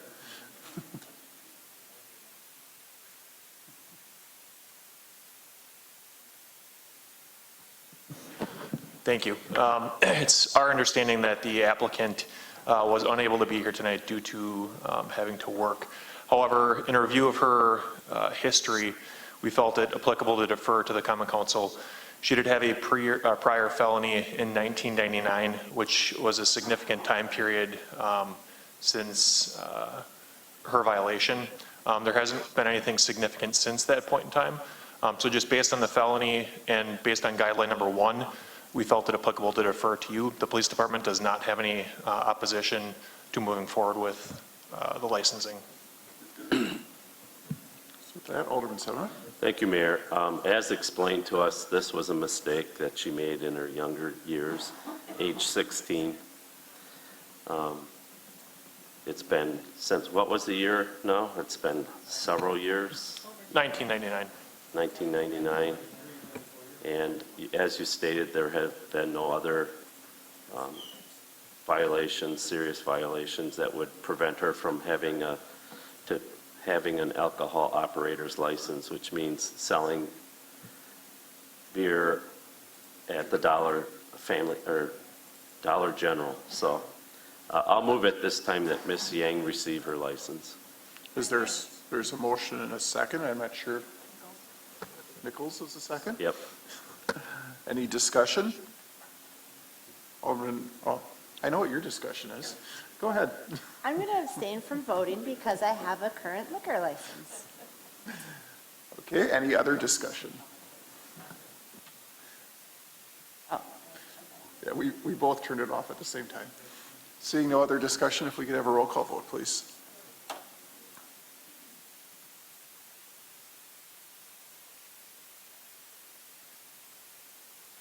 Motion carries 7-0. Alderman Eisenach abstaining. So now we're moving back down to ordinances and resolutions, and we did number 1 and number 2. Number 3 is resolution 3. Do we have which is a resolution to develop a multimodal bicycle and pedestrian connection. Do we have a motion? Alderman Rapella. I'll make a motion to develop a multimodal bicycle and pedestrian connection from Menasha to High Cliff State Park. Is there a second? There's a motion and a second. Alderman Sevenick. Do we need to add an amendment that whereas that was provided to us, Megan? Yes? Okay. So with that, Mayor, there is an addition that needs to be added to this resolution, if it's okay with Alderman Rapella. Yes. Whereas for the purpose of this resolution, the word project refers to the feasibility study for the High Cliff State Trail corridor along State Highway 114 and. Is there a second? There's a motion and a second for the amendment. And the reason for this amendment is just to clarify that the project is the feasibility study, not the construction of the trail. That's what I was going to say, Mayor. Because that was questioned in the gallery, and I wanted to make certain that that was understood. It is for a feasibility study. Is there further discussion? Do you have further discussion, Alderman Appella? Nope. Alderman Nichols? Yes, thank you, Mayor. Thank you, Director Sackett, for taking my phone call today with just that question and discussing the difference between a project and a study. When I initially read the resolution, I said, whoa, wait a minute, the project is the trail, and this is not an application for a grant to fund the trail. It's an application for a grant to fund the study. And I wanted to be very clear about that, to not send any mixed signals to community members. So I'm glad that we were able to work this out today. Thank you so much. And thank you, Alderman Rapella, for being open to that. Any further discussion? Seeing none, if we could, this is just on the amendment, correct? Did we do the amendment already? No, okay, so just on the amendment. All those in favor? Aye. Are there any opposed? I got a little message from behind me that said, do we want a roll call or not? Okay, now a roll call on the motion as amended, please.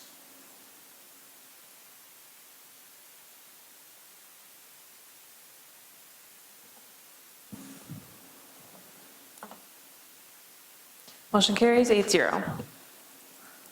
Item 4 is Resolution 4, which is authorizing financing for the Lake Park Heights subdivision project. Is there a motion? Alderman Nichols. Thank you, Mayor. Move to approve Resolution 423, a resolution authorizing the financing for the first addition to the Lake Park Heights subdivision project in the amount of $1,016,335 from Covantage Credit Union, as introduced by Mayor Merkus.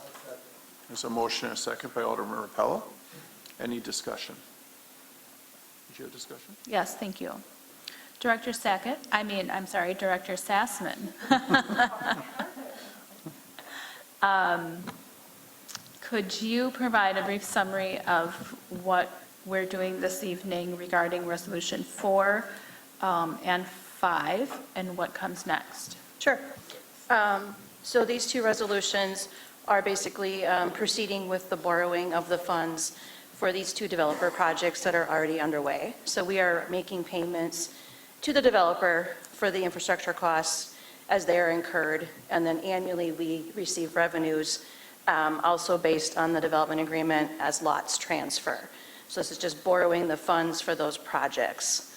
And then in 2 weeks, I would bring forward the resolution for the actual borrowing and the promissory notes. I did reach out to 2 local financial institutions, and then I did compare those rates to the state trust fund as well, as those would be the 2 options that would give us the most flexibility. Certainly, these developments could wrap up sooner than the time frame that's in the agreement, so we can make additional principal payments or prepay during these terms.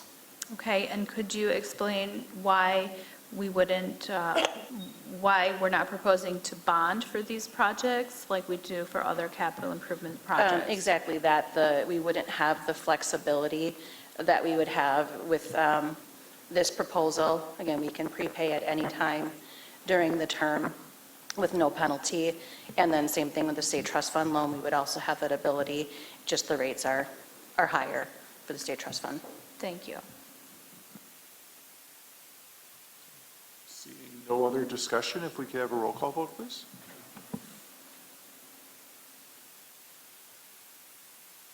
Motion carries 8-0.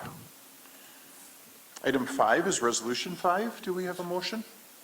Alderman Nichols? Thank you, Mayor.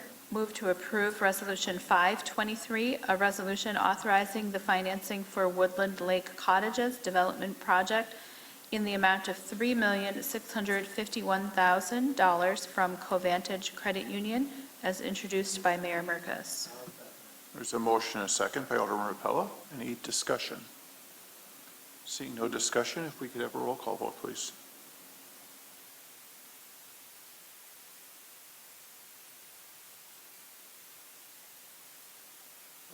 Yours isn't working apparently. Motion carries 8-0. Item N is public comments, so anyone who stuck around, if you have comments, we'd be welcome to make them at this point.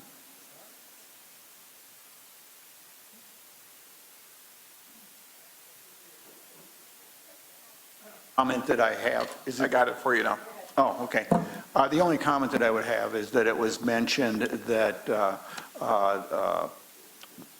Board of Public Health approved, and when I was giving my introduction here, I specifically said that it was reviewed without objection.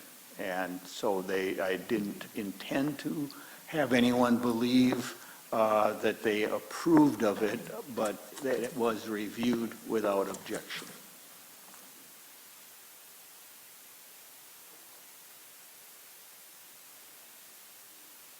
Seeing no one else, if we could have a motion to adjourn. There's a motion and a second. All those in favor? We are adjourned. Thank you. The University of Wisconsin-Oshkosh Fox Cities campus assists the City of Menasha with video recordings of city meetings. Menasha residents and interested parties can get information about city meetings, meeting agendas, and other documents from the city website, www.cityofmenasha-wi.gov. To express opinions about City of Menasha issues or these broadcasts, contact the Mayor's office, 920-967-3608. Contact a City Alderman. Contact information appears on the website. Or complete the electronic feedback form on the City website. All public portions of the meetings are recorded in entirety and are not edited.